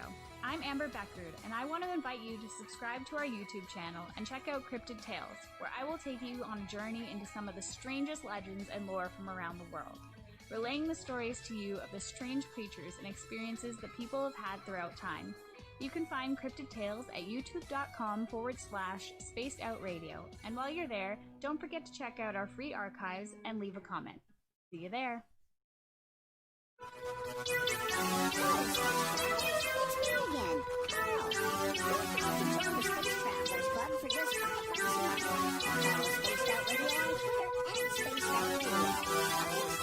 Dave Scott SOR. Our Facebook page is Spaced Out Radio Show. Our archives are youtube.com/Spaced Out Radio. Come on up, the Spaced Out Radio Club.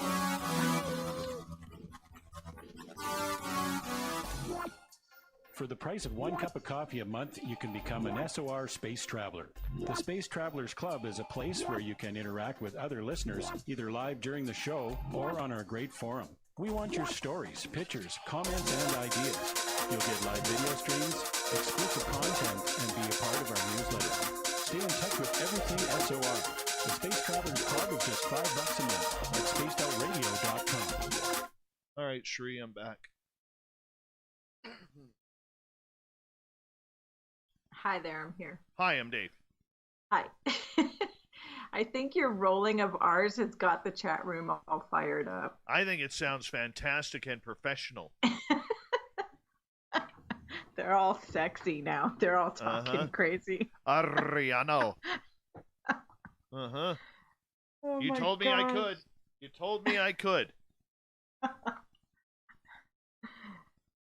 Makes it so official. Right. All right. We've got just under 2 minutes here.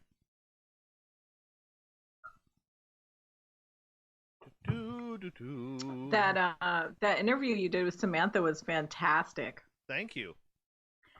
I had a session with her and I hadn't seen, I've seen some of her videos, but I've never seen her interviewed like that. And it gave me a lot of clarity on who she is as a person. Samantha is amazing. And believe it or not, she's a friend of mine and we're pretty close. But in interviewing her, absolutely intimidates me. Yeah. Absolutely intimidates me. I could see that. It inspired me a little bit to have her on my show. I think she would be right on target, for my content and my show. She'll go on, especially right now with all the craziness that's happening in the world. Yeah, she would totally go on with you. That's not an issue whatsoever. She's pretty cool that way. Yeah. Yeah. She's amazing. Have you ever had a session with her? Honey, we have experienced everything together. I know, but just an actual session. She talks so quickly, it's hard to keep up with her sometimes. Yeah. I've talked quite a bit with her over the last 7 years, and she is pretty amazing. Pretty amazing. Mm-hmm. So hold on 1 second. We're gonna get going here.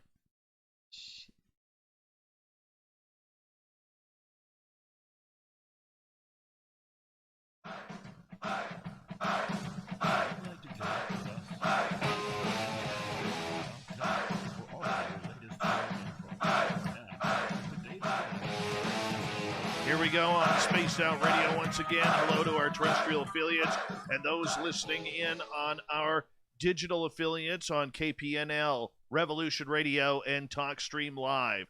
Remember, you can check out all of our archives for free by going to youtube.com/Spaced Out Radio. Just do me the favor, hit that subscribe button. The Desert Clam has set the password for tonight in the SOR Space Travelers Club. Cheri Arellano. Cheri Arellano is your password. Use it wisely, Space Travelers, as the Clam sets the password each and every night right here on Spaced Out Radio. Our website is spacedoutradio.com, where we have a plethora of features for you, including rocking out to Bumblefoot and reading up on Captain Shirk's SOR Newswire. Follow us on Twitter at Spaced Out Radio and on Instagram at Spaced Out Radio Show. For the final time tonight, we introduce Cheri Arellano as our guest, and we're talking everything quantum and divine, about healing ourselves from our soul contracts to our previous lives to everything. Cheri, welcome back. Thank you so much, Dave. It's great to be here. I can't believe there's only 30 minutes left. I know. It's kind of weird how fast this goes sometimes. Cheri, I want to ask you in regards to vibrational healing. What is this about? Vibrational healing? Well, we're all vibration. We're all energy. So it's basically attuning your frequency or your vibration to the highest frequency possible, so that you're kind of operating in your best and highest self. So sometimes, like people will say, oh, that's high vibe or whatever, like that old term. It's true. It's like if you can raise your vibration to a higher frequency, things start to flow into your life and into your awareness that are for your highest and best good. So, whether it's something you're trying to manifest, be it a job or a mate or, a new apartment or house or whatever it is, when we can operate through the world at our highest vibration, we tend to attract all of the right things into our lives. And when, on the other side of that coin, when we're operating in a low frequency or a lower vibration, we tend to attract things that are lower frequency or not so good for us, and not, more chaos, more conflict, more negativity, things don't go our way, and that kind of thing. So in the work that I do, vibrational healing, it's about resetting and raising your vibration. Literally, I measure your frequency at the beginning of the session and I measure it at the end, and it's always higher. So that's what it is. What's the purpose of doing that? So that we can operate in our highest and best selves and be our highest and best selves and be here in service to others, not just in service to ourselves. And when we're operating in our highest and best selves, like, you feel positive, you're putting out more positivity in the world, it's contagious, it's affecting those around you. When you raise your frequency, Dave, it raises the frequency of your children, your co-workers, those around you as well will benefit from it. All right, let's get to some questions from the audience here for you.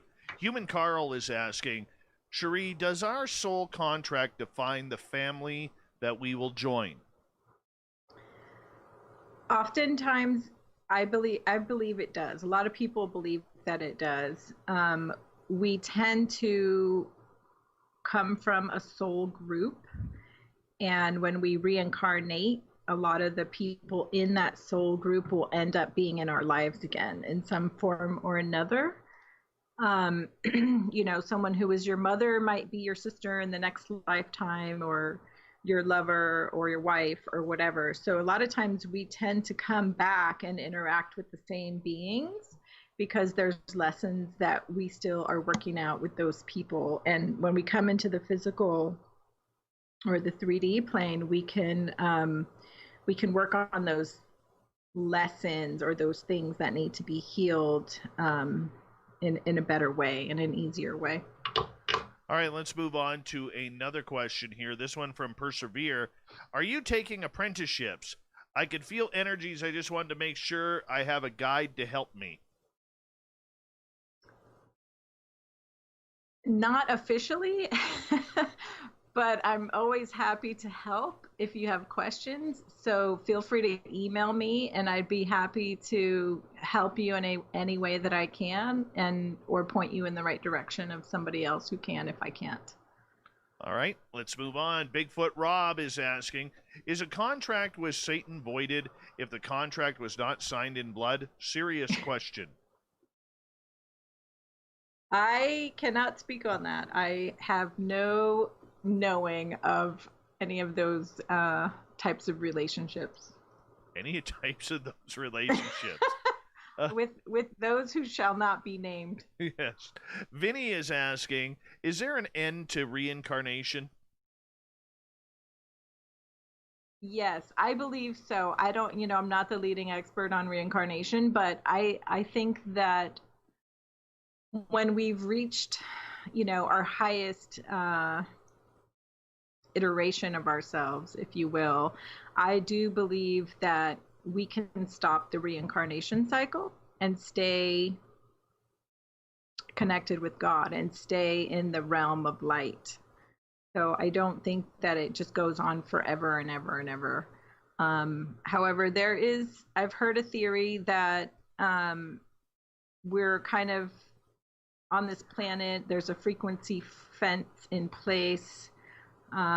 Certain beings are harvesting our souls and therefore keeping us in this reincarnation loop, which implies that the power has been taken away from us. I'm not sure that I believe that, but that's something you should probably look into. All right. G-Girl is asking, does one's negative energy affect your car, thus car troubles? I'm sorry, could you repeat that question? Does one's negative energy affect your car, thus car troubles? Yeah, I think absolutely it can. So there's certain people who have really strong electromagnetic fields, like their auras are like disruptors. And so if you're really angry, you could be in your car and be at a stoplight and the light goes out, or the street light goes out, or your car breaks down, or maybe you're at your computer and your computer stops, operating normally, or lights flicker. There are people who have a certain type of energy frequency that affects electrical and mechanical objects. All right, moving on. Donnie is asking, how do you measure frequency? I use a pendulum and a number scale. So it's very literal. It's literally like 1 through 100. And I measure where you're at the beginning of our session. And then I measure where you're at the end of our session. I mean, that's just the way I do it. Other people can feel, they can see your auric field. They can see if your chakras are imbalanced. They can see if you've got black sludge in your auric field. There's a lot of different ways to do it, but that's how I do it. Well, I love this question from Lexi. Can you be reincarnated back in time? Can you be reincarnated back in time? That is an interesting question. I don't know. I don't have the answer to that. Sorry. I'll get on a reincarnation person, Lexi, and let's ask that. That's an interesting question. That is an interesting question. Element 115 is asking, does astral projection raise your energy? So that's a complex question, because personally, I believe that when you're in the astral realm, you're just pure energy, right? You're in your highest, purest form.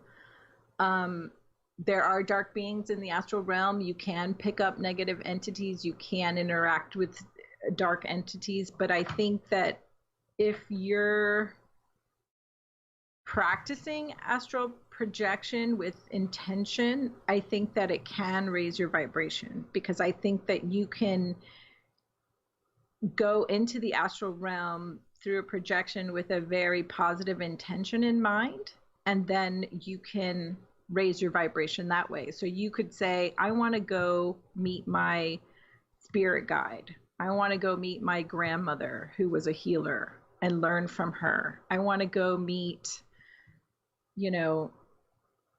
this amazing violinist and learn how to play the violin. I think that you can raise your frequency that way with positive intentions. Moving on to questions here. And let's see. Where is it here?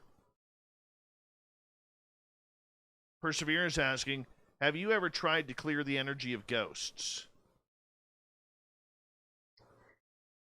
I have. I wouldn't say ghosts per se, but definitely spirits. When I think of ghosts, I think of like the transparent white figure.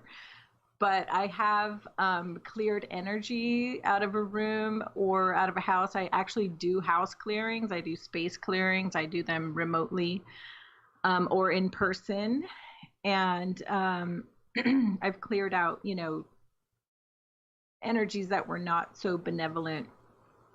I haven't seen a ghost per se. I've had experiences with energies. I've had poltergeist experience. I had a night vision camera in my house for about a month recording orbs that were, I have what I call the orb highway in my room. I have like hundreds of orbs flying through my room every night. So, but I think they're all benevolent. So I didn't have to clear those out. But I did have to set really clear parameters around it. Okay. Let's move on. I got a bunch of questions here from the audience here. Solar Warden is asking if you have any knowledge of numerology and if birth dates have significance. Yes, absolutely. I have like a microscopic level of numerology experience. And yes, birthdays and names do affect your numerology. So we all have like, if you write out your full name, first, middle, last name, and your birthday, I believe it is. I haven't done this in a while, but there's a way to add it all up, and then you drill it down until you come to like what's called your number. And so, for example, I'm a 7, and 7s are known to be healers, protectors of the earth, very grounded, that type of energy. So each number has a different archetype or, mission, if you will. And so you can do your numerology and find out like what number you are based on your name and your birthday. All right, let's go to another question. This one from Lexi, who is asking, how long does it take to be reincarnated? Right away? 1 year? 10 years? So I believe that when we transition over to the other side and we do a life review, we figure out what we want to do next, I believe that you can split your soul. So like part of your soul can reincarnate into a baby. Part of your soul can go into your child, for example. And part of your soul could be like a missionary for God, like somebody who's like in the light army, if you will. And part of your soul could stay with God. So I don't think it's linear. I don't think it's like, okay, you're up there for a month and then you go off to this other body and now you're reincarnated. I think that we have a choice. I mean, you hear a lot of stories of people whose parent died and then all of a sudden their psychic gifts came online, or all of a sudden they had some skill that their parent had. And I believe that's because the parent can choose, like, well, I'm going to leave a little piece of myself with my child, and then I'm going to go over here, and then I'm going to do this other, like, light army mission kind of thing. So I think it's very multidimensional. It's not linear. All right, let's continue on. Nucker is asking, can dark energy take over your body when you're astral projecting? I'm assuming that he means like your physical body that's in your room. Yeah. I wouldn't say take over. I would say that you definitely need to have protection. You definitely need to know what you're doing. And you could have some instances of a negative experience. I personally don't think that it would take over your whole body. I think that even when we're away, we're still connected with our cord. We still have protection around us, especially if you're calling in protection before you leave. So I haven't heard of any episodes like that, but there are people who specialize in astral projection, so they would probably be better to ask that question. Yeah, from what I know about that, there is a very strong possibility it could happen, especially if you are searching for darkness, because the dark side is always looking for a way in, and they have that ability to, because you're not very secure when you're outside of your body. They do have the ability to really go in and potentially enter your body. So you have to be really aware of that and be cognizant of your body and while you're astral traveling. That's what I've learned. Yeah, but every time when we go to sleep at night and we're dreaming, we're astral traveling. So, even when we sleep, we're astral traveling, and we, most of us wake up and we're fine. So I think that if you're astral projecting and you're trying to go spy on some underground reptilian base, then yeah, you're probably going to bring back a reptilian with you, or they're going to see you before you see them. So be really careful with what you're doing. Okay, we've only got about 5 minutes left with you, and you wanted to get into some contact as well. Sure. What were we talking? Could do that. ET contact, ghost contact, contact with people again, since we're not allowed to give hugs or shake hands anymore? Yeah, probably the first kind you mentioned. All right, let's go aliens. Yeah, so I met you in 2020 February and at the UFO conference, and I went there to learn. I went there to be an exhibitor, to have a booth, and to meet some people, and not ever expecting to come out of that learning that I was an experiencer, but that's exactly what happened. So I had some suspicions that I might have had some experiences, and so I got some information from that night. And I wanted to ask you, did you have any weird experiences in the hotel? Because you slept at that hotel, right? Yeah, no, I was bored out of my skull, to be honest, considering they shut the restaurant down at 10 o'clock or 11 o'clock. Uh-huh. And I'm a night owl, so it was a little bit of a pain in the butt. But as for any experiences, no, I cannot say that I did. Okay. So I'm a very lucid dreamer. Most nights when I go to sleep, I have tons of dreams, and I usually remember at least one of them. And I remember going to sleep, and it was like a complete blackout. And I don't think I rolled over. I don't think I moved. I definitely did not get up in the middle of the night. And it was just like a complete blackout. And the weird thing is my husband had the same exact experience.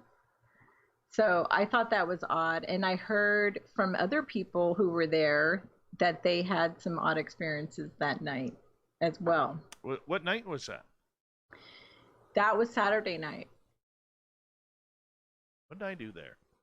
Oh, let's see. I was hanging out with Olaf Phillips, James Goodall, Brad Bunt, and whoever else was. No, the Saturday night was the dinner party. So that was the gathering at the private gathering there. So yeah, I was with Michael Schratt. It was like the who's who of of people around there. Was that the night of the private dinner party? Yes. Yeah. With the live entertainment? Yes. Yes, that was fun. I went in there for a little while. That was fun. So that was really strange. And then I met with Steve, Dr. Lear's guy. Right. Who does the implants, and learned that I actually had some. So that was so you do have aliens. So that was eye-opening. And then I told you I had an experience here at home. I forget, I think it was in August. And that's when I started recording my room at night with an infrared camera, and I found that it's like an orb highway. And I had the footage analyzed, and I was told that there were, they could see like certain beings in the orbs. So I thought that was really fascinating. And what I've learned about orbs since then is that, they're basically consciousness. I mean, I knew that they were spirits, but what was new to me was that you can have like a whole collection, like a collective of consciousness in one orb. So it doesn't, even though it's one orb, it doesn't mean it's like one being. It could be, 50 beings in an orb. Cheri, I want to say thank you for coming on Spaced Out Radio. Absolute blast to have you. We are going to do this again. I will make it up to you, I promise you. But in the time being, tell everybody where they can find your website and your YouTube channel. Yes, thank you, Dave.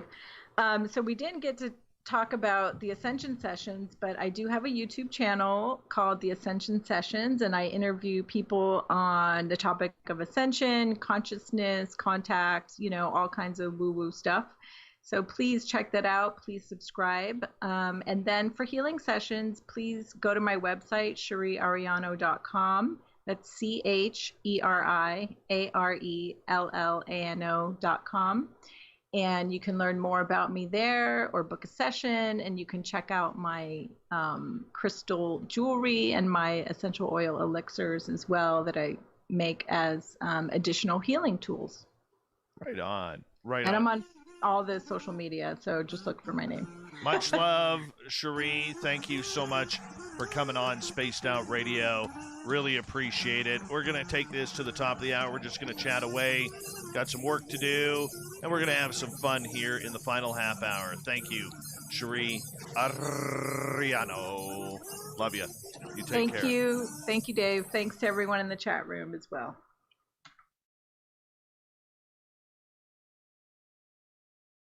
Good job, Cheri. Thank you, Dave. That was fun. I can't believe how fast it went. we're gonna get, because tonight was a little bit of a snafu. I'm going to get Corrence, the booking guy, to get a hold of you and probably look to bring you on in April or May. Okay. Okay. I'll make it up to you, and we'll go through the Ascension sessions, get more into contact, and get more into stories. When I have a night like this, I get a little rattled. So, with the tech stuff. So I apologize to you for that, and but I will make it up to you, my friend. Okay. Thank you so much. I appreciate that. And say hi to that handsome Mark for me. Okay, will do. And if Corey's still listening, yes, you can put my email address in the chat. It's just Cheri@CheriArellano.com. Yes. Cheri. Why don't you roll the R's in your first name? That would be like a nightmare. Cheri Arellano. Cheri Arellano. I should start saying it that way on my YouTube You show. totally should. You totally should. Be hilarious. Yes. Well, we love you, my friend, and you stay awesome. And we'll just hang out, and I'll make it up to you, okay? Okay. Sounds good, Dave. All Thank right. you so much for having me on. You take care. Take care. Bye-bye. All right. Take care. Bye.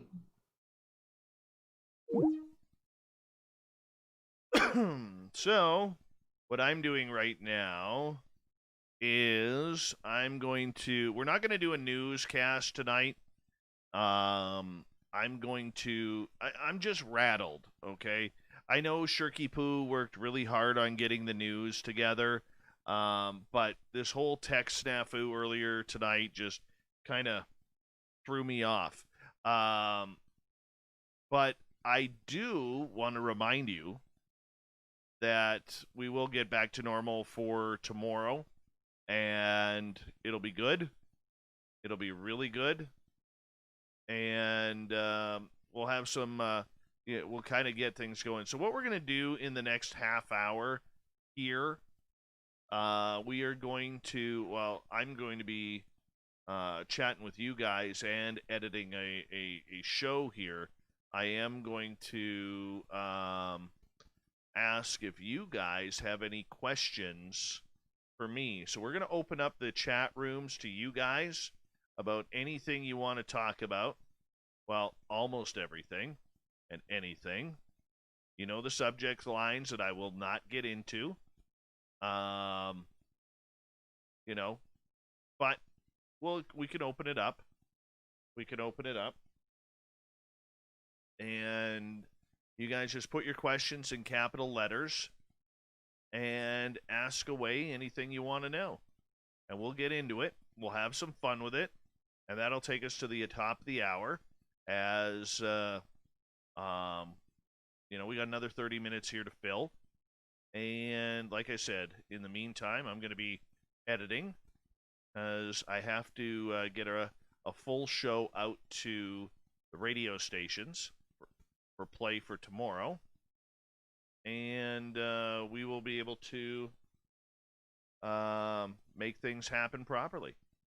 So that's kind of where we're going to go. All right, so if you're in our YouTube channel, make sure you go and click on that, and we'll get to your questions here momentarily. I'm just trying to speed through some of this editing so that way I don't have to worry about it, and I could concentrate on you guys. Yeah.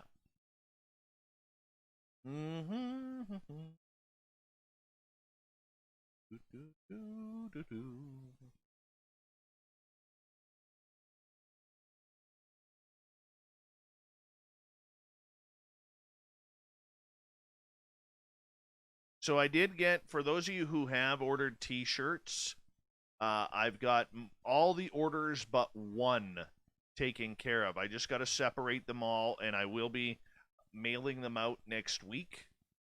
Okay. I looked at the quality of the shirts that we got, and holy cow, are they awesome. And I'm wearing a new Spaced Out Radio hoodie right now with a big "We Own the Night" on the back, and they are sweet, very sweet. And I am going to do a draw coming up here. I'm going to get some more stuff here made up here the next couple of days, and I am going to do the 10,000 person draw.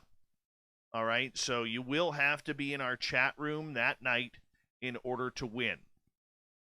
All right, I'll set a date. I'm not sure what date we're going to go with yet, but you have to be in the chat room that night in order to win, and you're going to get a package as well.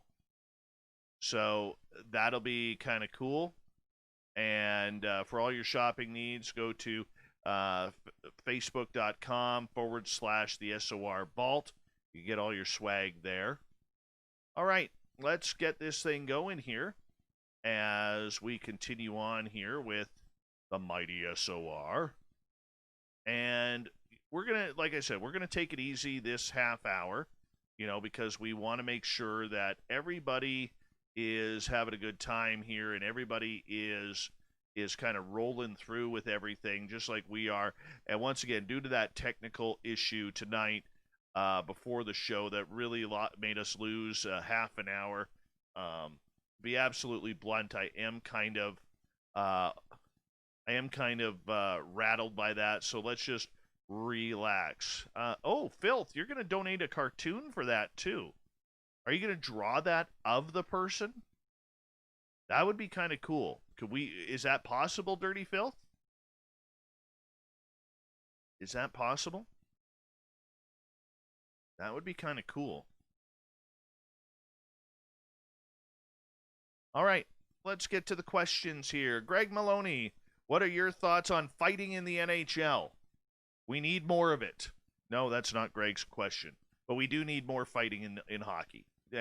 And all you hippie lettuce people who, not hippie lettuce, hipster people is what I was trying to say. Came out the wrong way. All of you people who say that there's no need for it, never played the game.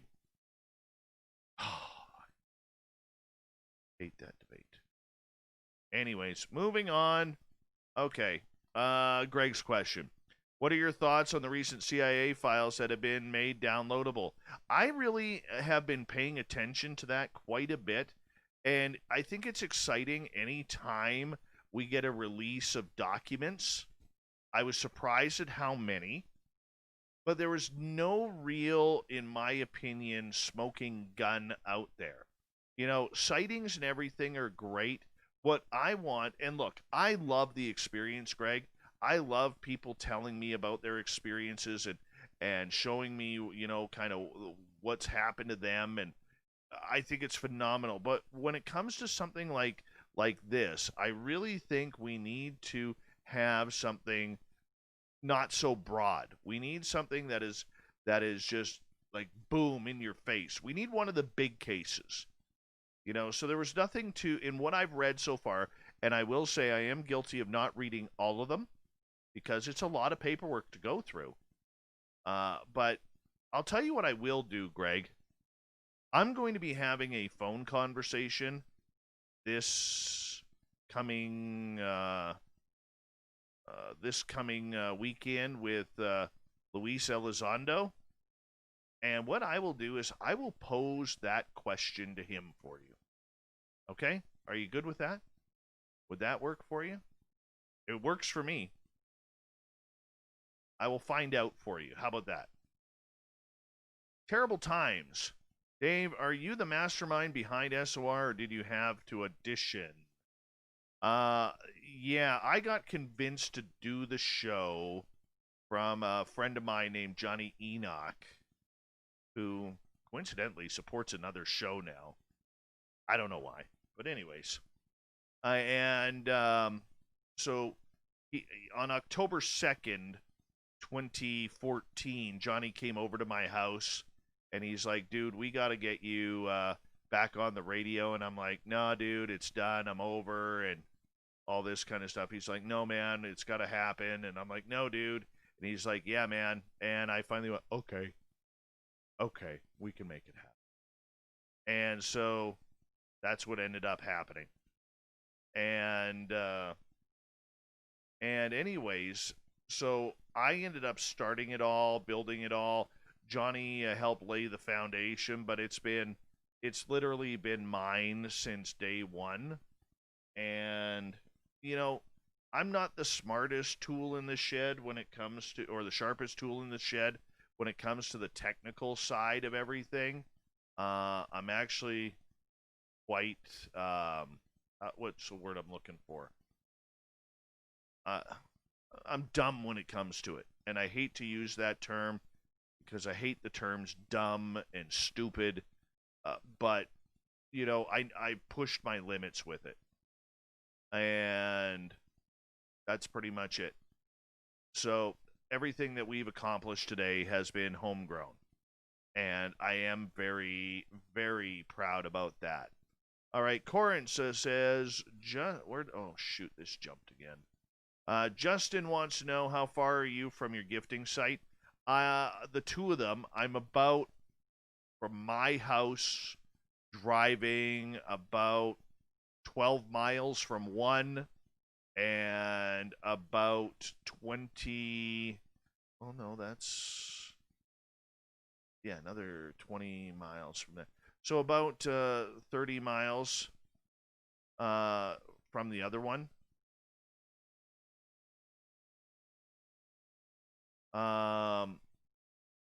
Yeah, so that's kind of where I am on that. And at this time, with the way the roads are, they're not plowed in that area, so it'd be very difficult. So now I got to wait for the snow to melt. All right, Fabster. An attractive female Bigfoot wants to procreate with you, Dave. Do you take the brunette or the blondish one? Redhead. Always redhead.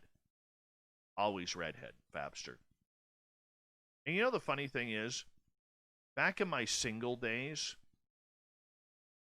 I always had a crush on redheads. Always. And I've never, ever in my life dated a redhead. Not that I'll get the opportunity. I'm saying a natural redhead, not somebody who's dyed their hair red. Okay? But a natural redhead, never dated one. Never. All right. Rock Lobster. Dave, do ghosts wear underpants? I don't know. I don't think they would if they didn't have to. But then again, if they are dressed, would they have underpants on? In their timeline, were there underpants? It's an interesting question. I don't know. Persevere, do you think the Pacific Rim movie was referencing something real? In the last 6 years, we have had UFO attacks, sightings, false fires, and overall damage done to the Pacific coastlines. I don't believe a lot of those conspiratorial movies, especially when it comes to forest fires, because I have experienced that firsthand, and it is very real. It is very scary. And when you have a natural disaster like that, that can create its own weather pattern, it is absolutely freaky. And when you're breathing in that much smoke and you're breathing in that much toxins like I did when I got stuck up here, anybody who tries to say that they're shooting beams from the sky to start these, I think they're full of it, and they need to give their head a good shaking. So we haven't had any UFO attacks that we know of, that there's actual proof of it. I'm always wary. Look, I like entertainment too, but the thing that I would suggest with movies like this, even though they could seem very convincing with the way their words are or who they interview in their documentary fashion, always be careful of that kind of woo, because we can really go down a real dark path and lose ourselves very, very quickly into what reality really is. So that's my opinion of it. Troy, any plans to go out with friends and look for Bigfoot anytime this year? Yes, as soon as the snow melts, my friend. Lexi, who is my dream guest? Right now, if I could interview anybody, I would interview my dream guest, Sammy Hagar. Not that I'm a big Van Halen fan or a big Sammy Hagar fan. I am a fan, don't get me wrong. Okay, but I really, really want to talk to him about his alien encounters. I really do. That just absolutely blows me away, considering he's written songs on the topic underneath the noses of almost every musical critic and fan out there, and they don't even know.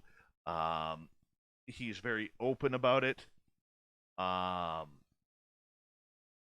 just think it would be fantastic if I could interview anyone about this subject.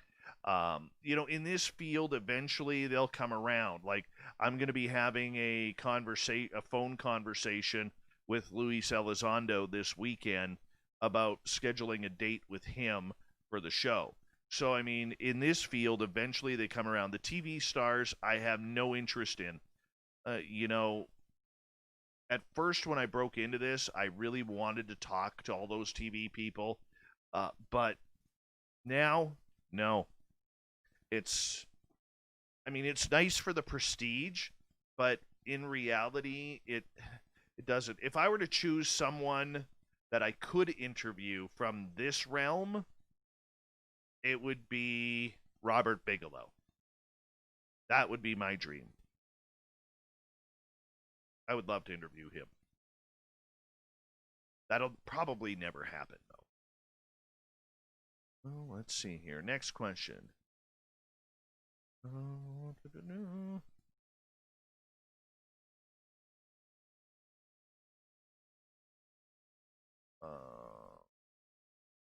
the chat room jumped again. Right. By the way, Miss Pickles, thank you so much for that amazing super chat. Again, I appreciate it. You're amazing. Drink the pickle juice, not the bong juice. Okay. Got it. The hell? And, all right. Rock Lobster. Dave, have you ever come across a three-toed print? I have not. I have seen them, though. My buddy Mike, who lives around here, he actually has a three-toed print, but it almost looks like if you were to take a chicken claw and then expand it to about, yay big. Yeah. It's insane. Absolutely insane.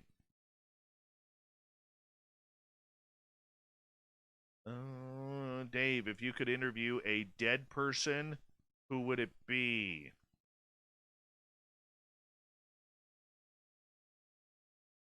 Dead person. Has to be just one?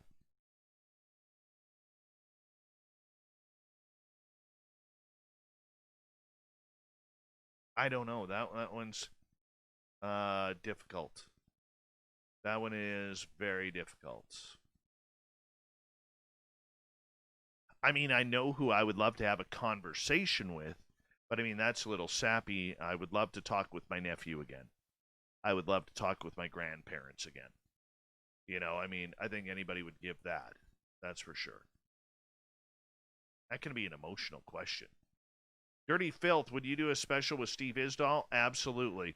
It would not be on the regular radio show because of the swearing, and he is a potty mouth, but I really appreciate his genuine thoughts on it, and I would do a Saturday night special with him.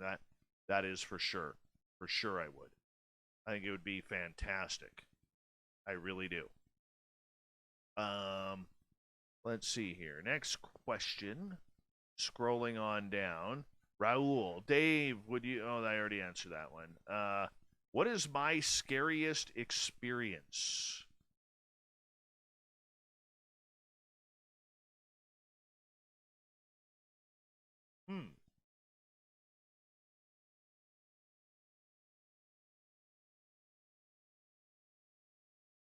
There's been a couple.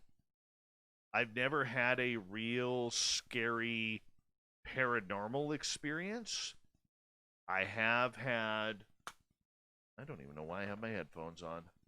I have, it was probably the one time that I was taken, and I'll never finish that story publicly. And it's just, I'm mad about it. I'm very, very mad about it. And I will get that little mother of pearl when I get the opportunity. I already told him I'm coming back. No, I did not get anal probed, because that's the first thing everybody will ask, and the answer to that is no. Just there were some things that happened that I was very conscious of that I will get payback. And, one part of that example would be when I had my head, I was laying on my stomach, and I had my head pinned down. I didn't like that. Didn't like that at all. PBR, have you ever seen, or how many Bigfoot... Nope, wrong question. Hold on, where is it here? Have you seen Bigfoot footprints? I have seen two. One was about 18 inches by 9 inches. The other one was about 15 inches by 5.5, 6 inches. They were two different sizes. They were about 150, 200 feet apart, and in the middle of nowhere of the forest. And when you see something that big, it's really, really cool. Right? Yeah, sorry. Dirty Filth, yeah, we could do anything that you want, man. We could do anything that you want. That works for me.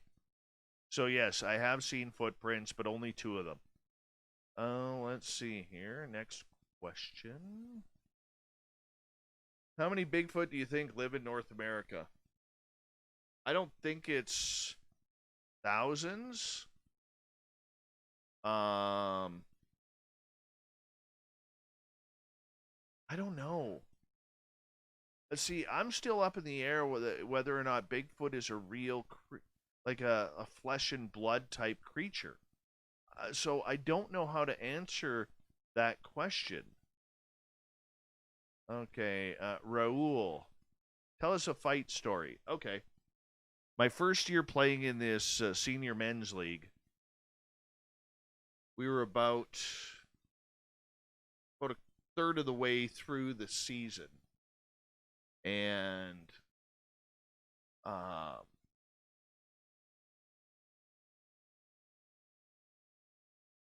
okay, yeah. Yeah, we were about a third of the way through the season, and I was playing defense, and this guy came on me, and he kind of went around me at the blue line, and I dove down to the ice to try and knock the puck off his stick, and I slashed him and shattered my stick on this one. You still use wood sticks, and I shattered my stick on his legs. And I took a penalty for that, for slashing. It was a good call. They scored on the power play. I come back on the ice, retake my shift with my defensive partner, and off the face-off, he grabs the puck again, and the puck is offside. And as the puck is offside, he comes up and he kind of elbows me in the chin, or cross-checks me in the chin with his stick. And he goes for a penalty. So I'm on the ice. This is only like 7 seconds after the face-off. I'm on the ice, and I'm pissed off. And the penalty box is on the other side of the ice. And we puck drops, and play goes into the other end. I'm more interested in this idiot, who's a big guy, very big guy. And I'm yelling at him in the penalty box, and he's like, shut up. All of a sudden, I hear the whistle. I look down the ice into their end, into the corner, and there's a line brawl that's broken out. And I'm looking, and everybody's already partnered off, and the linesman has one guy, and he's holding on to him.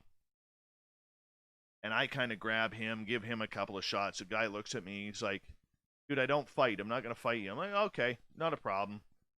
And so I skate over to the penalty box. And in the meantime, there's 4 fights going on the ice. And I skate over to the penalty box, and I look at the guy, and I'm like, dude, keep your bloody stick down, man. Like, you almost took my teeth out. He takes his stick out of the penalty box, puts it about this far from my face, and he goes, get the F out of here, otherwise I'm going to cut your face off. So I took my stick, and I swung it at his head. You know, I didn't hit him. And I said, come on out. Let's do this. We're going to go. He goes, why don't you come in? So I said, okay.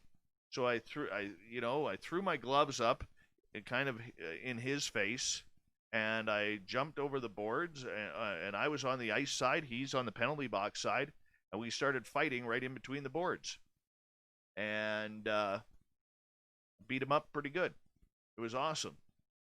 It was awesome. I didn't get messed with after that. So thanks for that wonderful memory. No, I was not hurt. I think I busted his nose, which was kind of cool. But no, I wasn't hurt, and it was a lot of fun.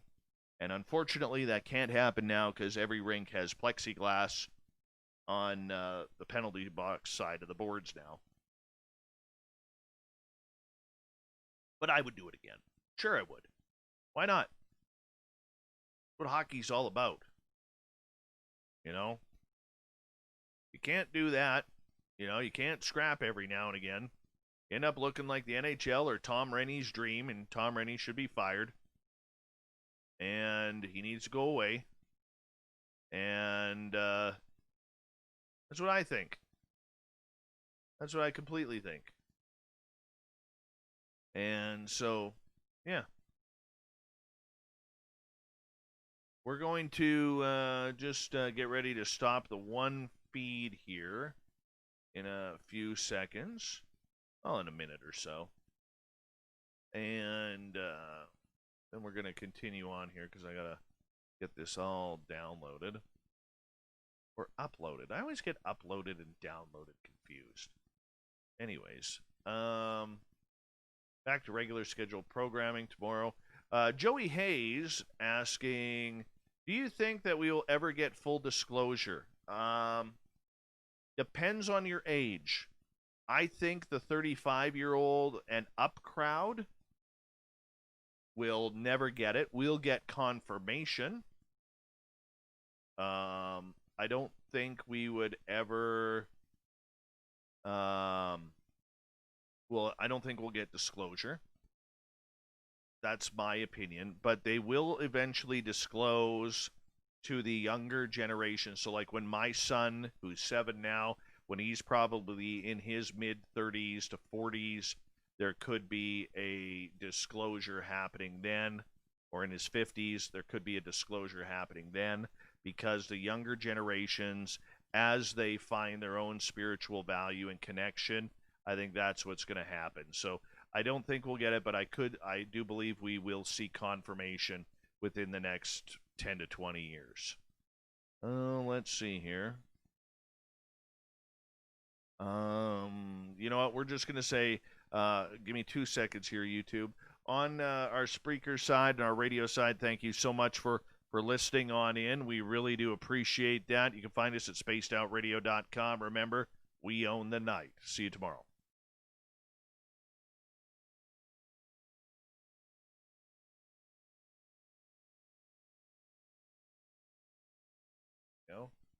Okay, so we got that part cleared. So next question. Nucker, do you think the Canucks will ever win the Stanley Cup? God, I hope so, as long as it's before the Leafs. That's all I care. Really, you guys are still going? Miss Pickles, thank you for the super chat. Brutus, thank you so much. Where on Canada's West Coast do you consider your favorite place? Tofino is amazing, and yes, it's near the ocean. And I know I have a fear of the ocean. Next stop, Japan. But I've been there once, and I fell in love with it. And it is a gorgeous, gorgeous place. You can surf there. Where else in here do I like? I love where I live. It's not the prettiest of towns, but it's really nice people, and it's beautiful area, and there's a lot of trees, and just it's really nice. I also love the driving through the Fraser Canyon, watching the Fraser River and the Thompson River join together, and the rapids and everything along those lines, and the stories behind that highway. It's phenomenal.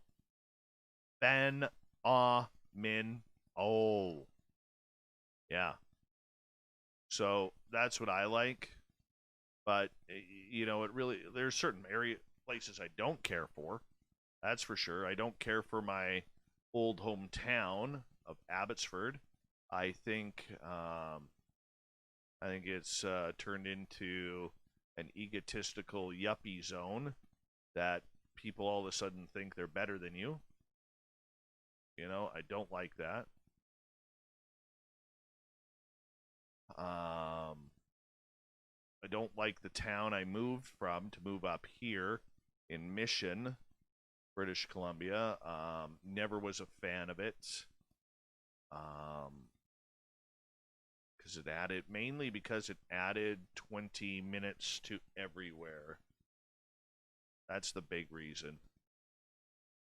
You know, so if you wanted to go to Vancouver or anywhere, it was always plus 20 minutes. Sucked.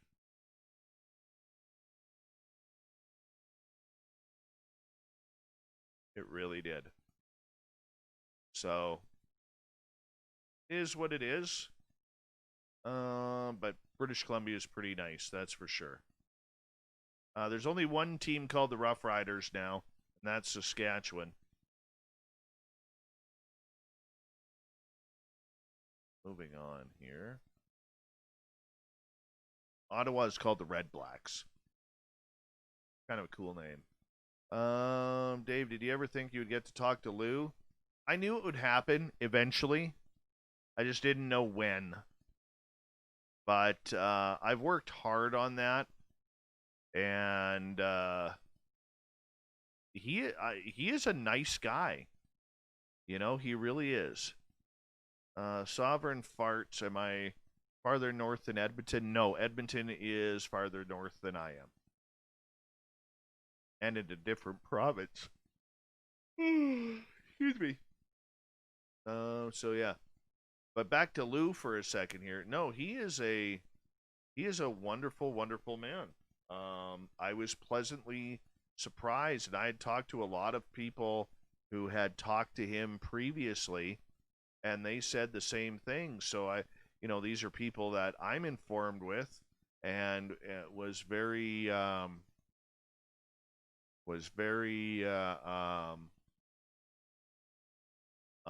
trustworthy of their opinions, and they said no, Lou's a good guy, and I just want to know, I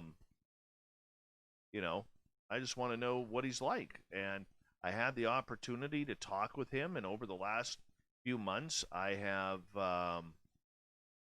had the opportunity to meet a lot of his friends, okay, and they all told me the same thing, and kind of just went from there. And next thing I know, I'm talking to one of Lou's friends, and he passes the phone over to Lou, and Lou's like, "Hey, Dave, how's it going?" I'm like, "Hey," literally my first, "Hey, Lou, how's it going? What's it like having the best beard in ufology?" Yes, Hell's Gate is about 2.5 hours south of me. Hell's Gate isn't a town; it's an area where a lot of people died when building the Fraser Canyon. Now, if you want to talk about a real historic town, look up Yale.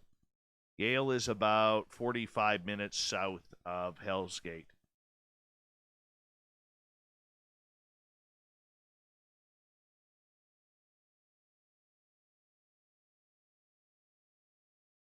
Fabster, I've surfed around Tofino, got a spare board or two that you could ride, but I'm dipping your wetsuit in teriyaki sauce, so you're the first to be eaten.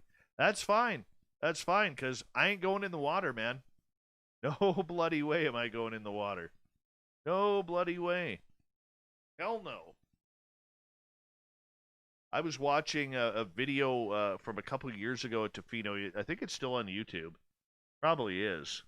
And these guys are surfing, and then all of a sudden you see them scrambling to get out of the water because a pod of killer whales was coming in. They're like, "Get the hell out." Yes, Lou knew who I was. Lou knew who I was. Yes. So, that made things a little bit more comfortable. Oh, let's see here. Who would you choose to narrate your life, and who would you give the honor of playing you in a TV movie? No Canadian actors, that's for sure. I've never thought about it. I've never thought about it. To be absolutely honest. Narrate? It's got to be Morgan Freeman or James Earl Jones, because they have like the best voices ever. No, I meant Canadian. Yes, Ryan Reynolds is Canadian, and he's a great actor and everything like that. John Candy would be a good one. Yes, John Candy, God rest his soul. John Candy for sure.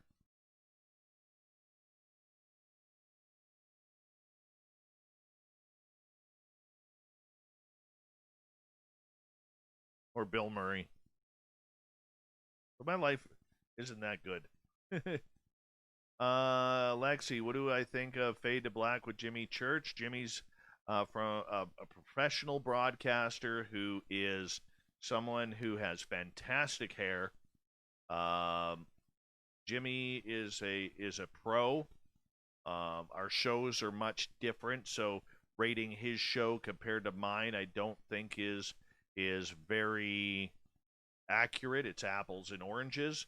But Jimmy has worked extremely hard to manifest his dream of having a great paranormal radio show, which I think he does.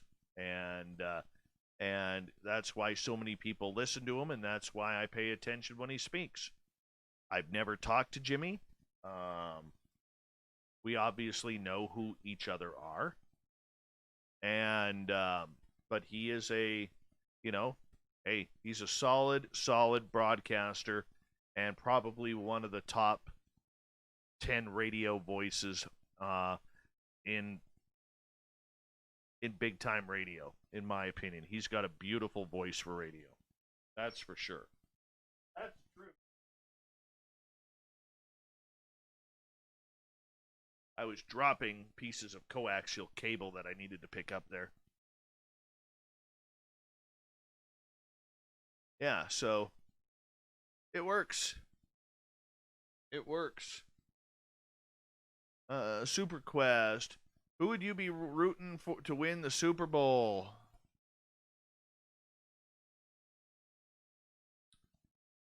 Who am I liking this year?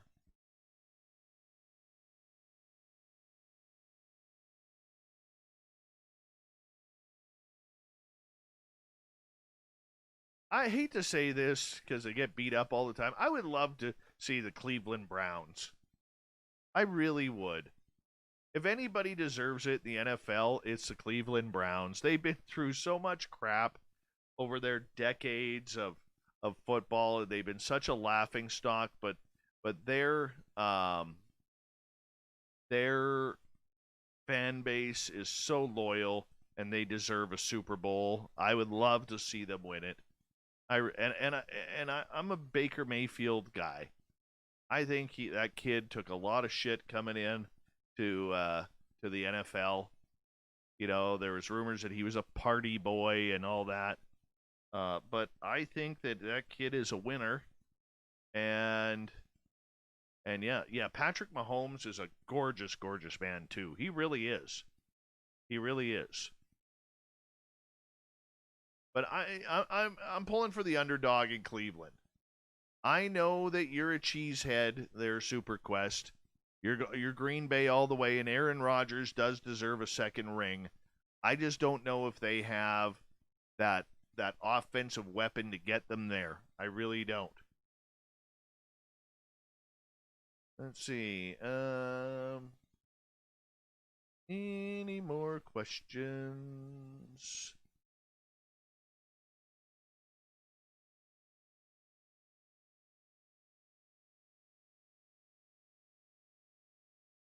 Greg Maloney, would you be prepared to sport an Elizondo goatee when you interview him? Believe it or not, Greg, I have thought about that. But no, I'll probably be myself. I'm going to keep this for a while here. I don't know why, but I'm just going to keep it for a while.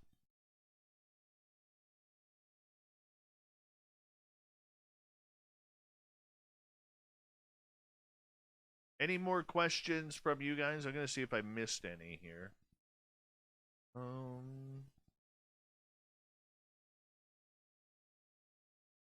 don't think I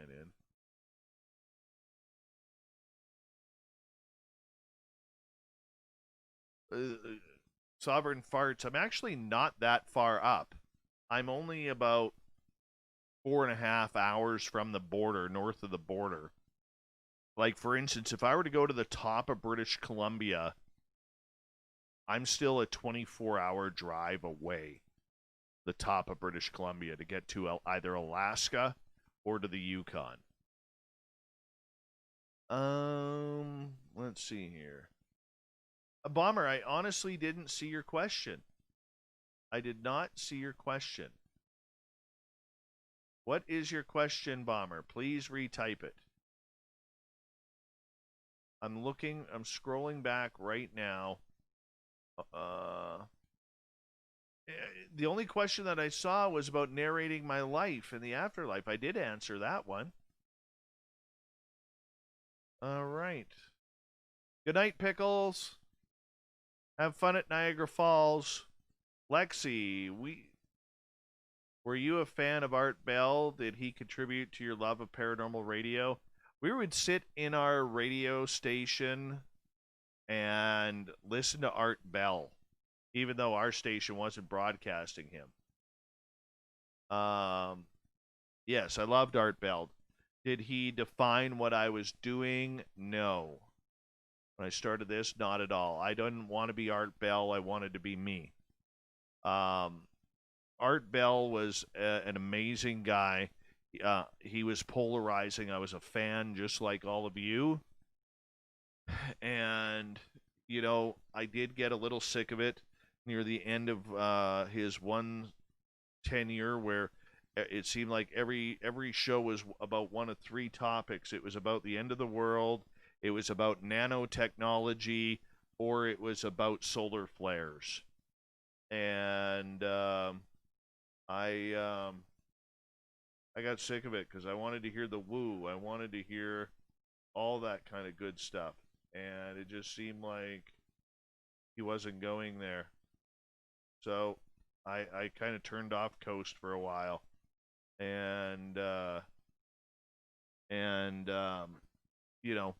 but he was a great broadcaster, and the best. And the worst part, as I've said many a times to people, the best and worst thing that happened to the paranormal was Art Bell.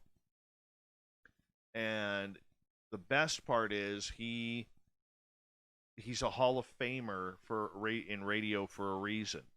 He knew how to control an audience, captivate an audience, and keep those numbers up, which is extremely difficult. He knew how to ask the right questions. He knew how to talk to people on the phone.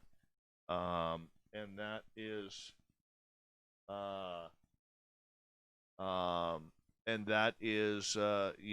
he was the pro's pro. The bad part about Art Bell was when the best comes out of the gate first, everybody else is secondary. And, it took, I always use this example, it took hockey it took the NHL 50 some years to get Bobby Orr, and then 70 years to get Wayne Gretzky. It took boxing hundreds of years before Muhammad Ali. It took, basketball 50 years before Michael Jordan came around. And, when you look at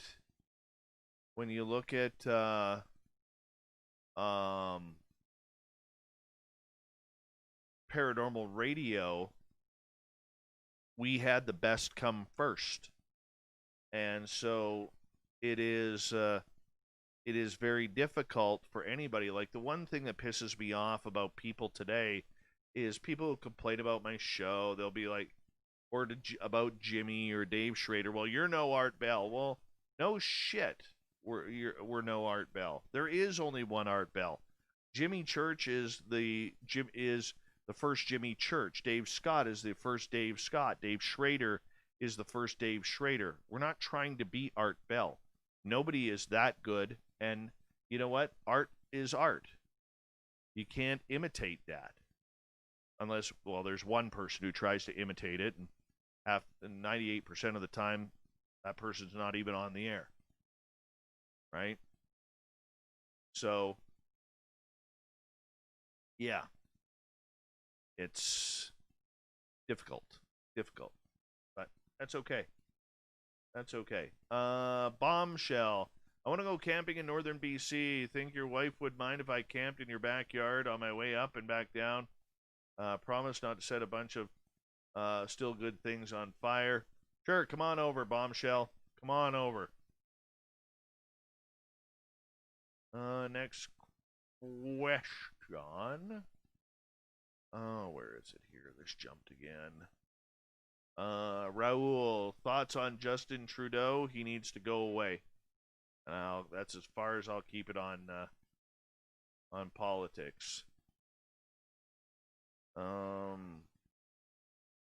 Let's see. There. Next question. My question's right above. Okay, just got that. Missing? Any?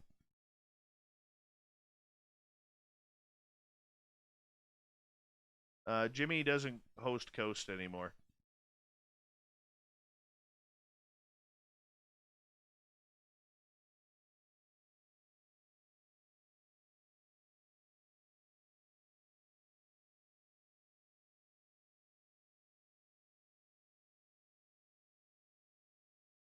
Raul, what was the impetus to start the show? I wanted answers for my own experiences, and I couldn't find any online. And so I said, screw it. I'm a journalist. I'm going to get in there and ask my own questions. So that's what I did. That's what I did.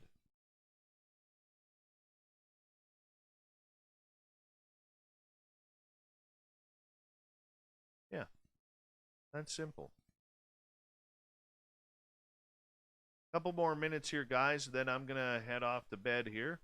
Any other questions, please feel free to ask them. Was Jim Rome an asshole? I never met Jim Rome.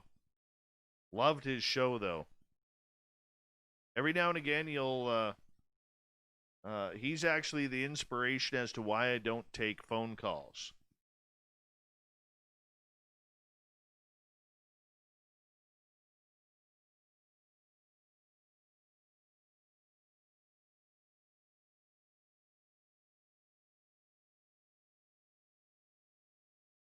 Good night, Dirty Filth.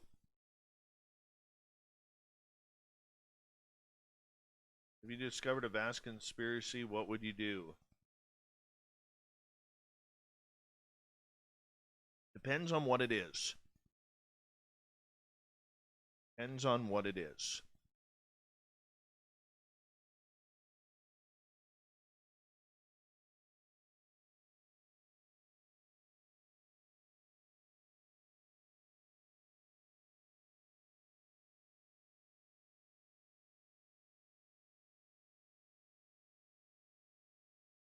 Hey, Joey Hayes, was this your first time here? Where are you from? Bombshell, if you came across a dead Sasquatch in the woods, what would you do? I would call David Politis and Butch Witkowski. And I'd get it the hell out of there. Hide it in a tree so other animals couldn't get at it.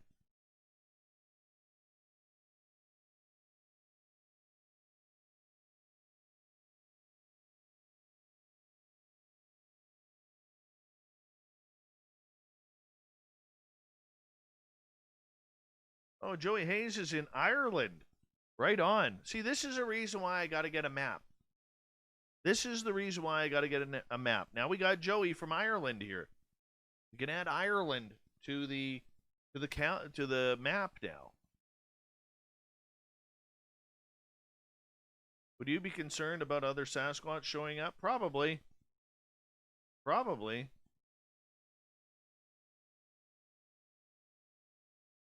Is David Politis' mustache better than Corinth's?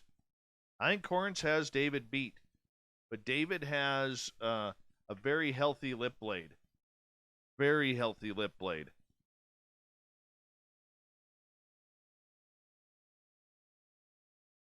I am not a gun owner, but I will be going to get my license here this year. I gotta go apply for that here soon. Take the weekend course so that way I can get the government to determine whether or not I'm allowed to own a firearm in 6 to 12 weeks.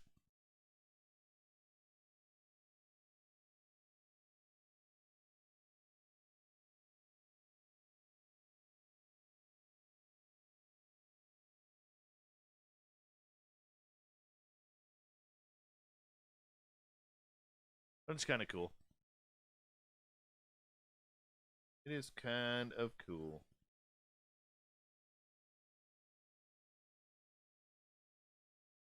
But I'm not a hunter. I'm not a someone who is going to be like going for deer or like that. Polar eclipse, what's your question? Let me find it. Where is your question? How much further are they going to go to take away our freedom? I have no idea. I have no idea.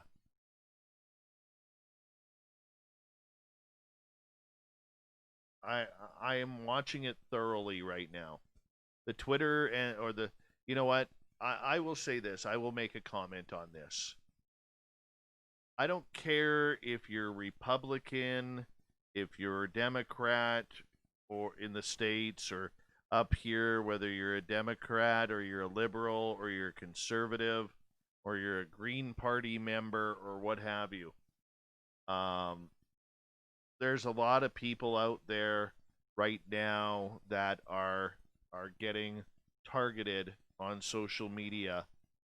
Joe Merja, friend of this show's, got booted today, and he is as Democrat as can be. I think it's scary times when these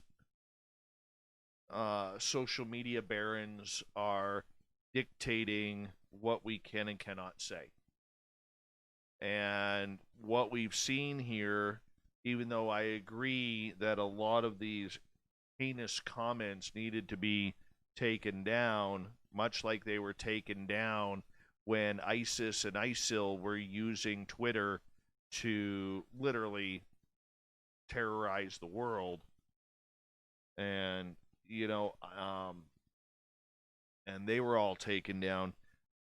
We have to remember that Twitter, Facebook, Instagram, it's all privately owned.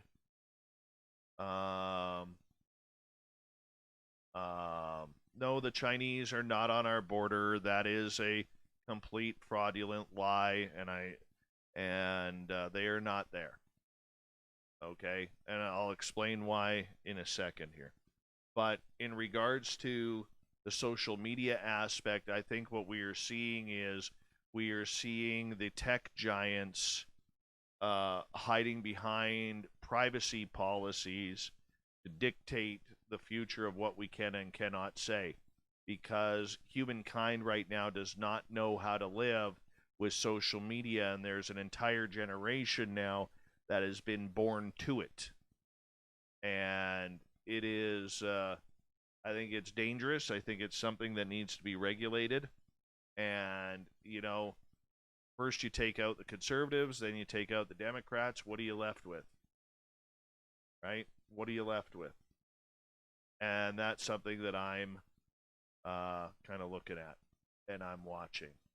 Now, as far as the Chinese thing, Jenny, that is garbage, fake news. Okay, and let me tell you why. All right, Canada's Navy patrols the shoreline, and there have been 0 reports of Chinese mounting ships on the coastline. Number 2, Canada is also very protected by the United States Navy that goes along our coastline to get to Alaska. Therefore, if there was a Chinese buildup on the Canadian borders, doesn't matter if it's the East Coast or the West Coast, the United States Navy would have patrols going through there to make sure that there was no issues. So that news is completely fake, and it is not true. I've also told another couple of friends about that, but you got to really watch with these alternative sites, okay? Because they're catering to the people who absolutely cannot stand the mainstream media right now, and they're catering a lot of fear-mongering, which this exactly is. So no, the Chinese did not come into Canada with 100,000 troops or 75,000 troops to train with the Canadian military. That did not happen. Yes, there was 4 or 5 generals from China that came over at the behest of the Canadian Armed Forces, okay, but Prime Minister Trudeau wanted it to happen. So they set up some tests for these generals to watch over a short period of time, a week or two. The military did not like that happening. Canadian citizens did not like that happening. Okay? So, no, there is no Chinese buildup, and we got to stop with looking at these alternative websites that promote this type of fake news. Yeah.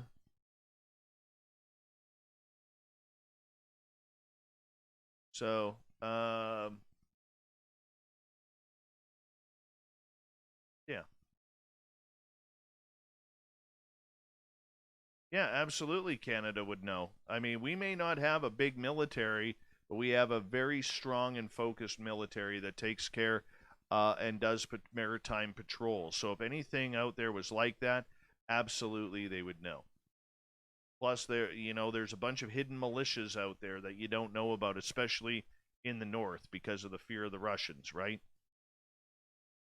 Lord knows that, if they came across, they're coming across us. That's for sure. Besides Alaska, we are the first line of defense. Our aging CF-18 Hornets.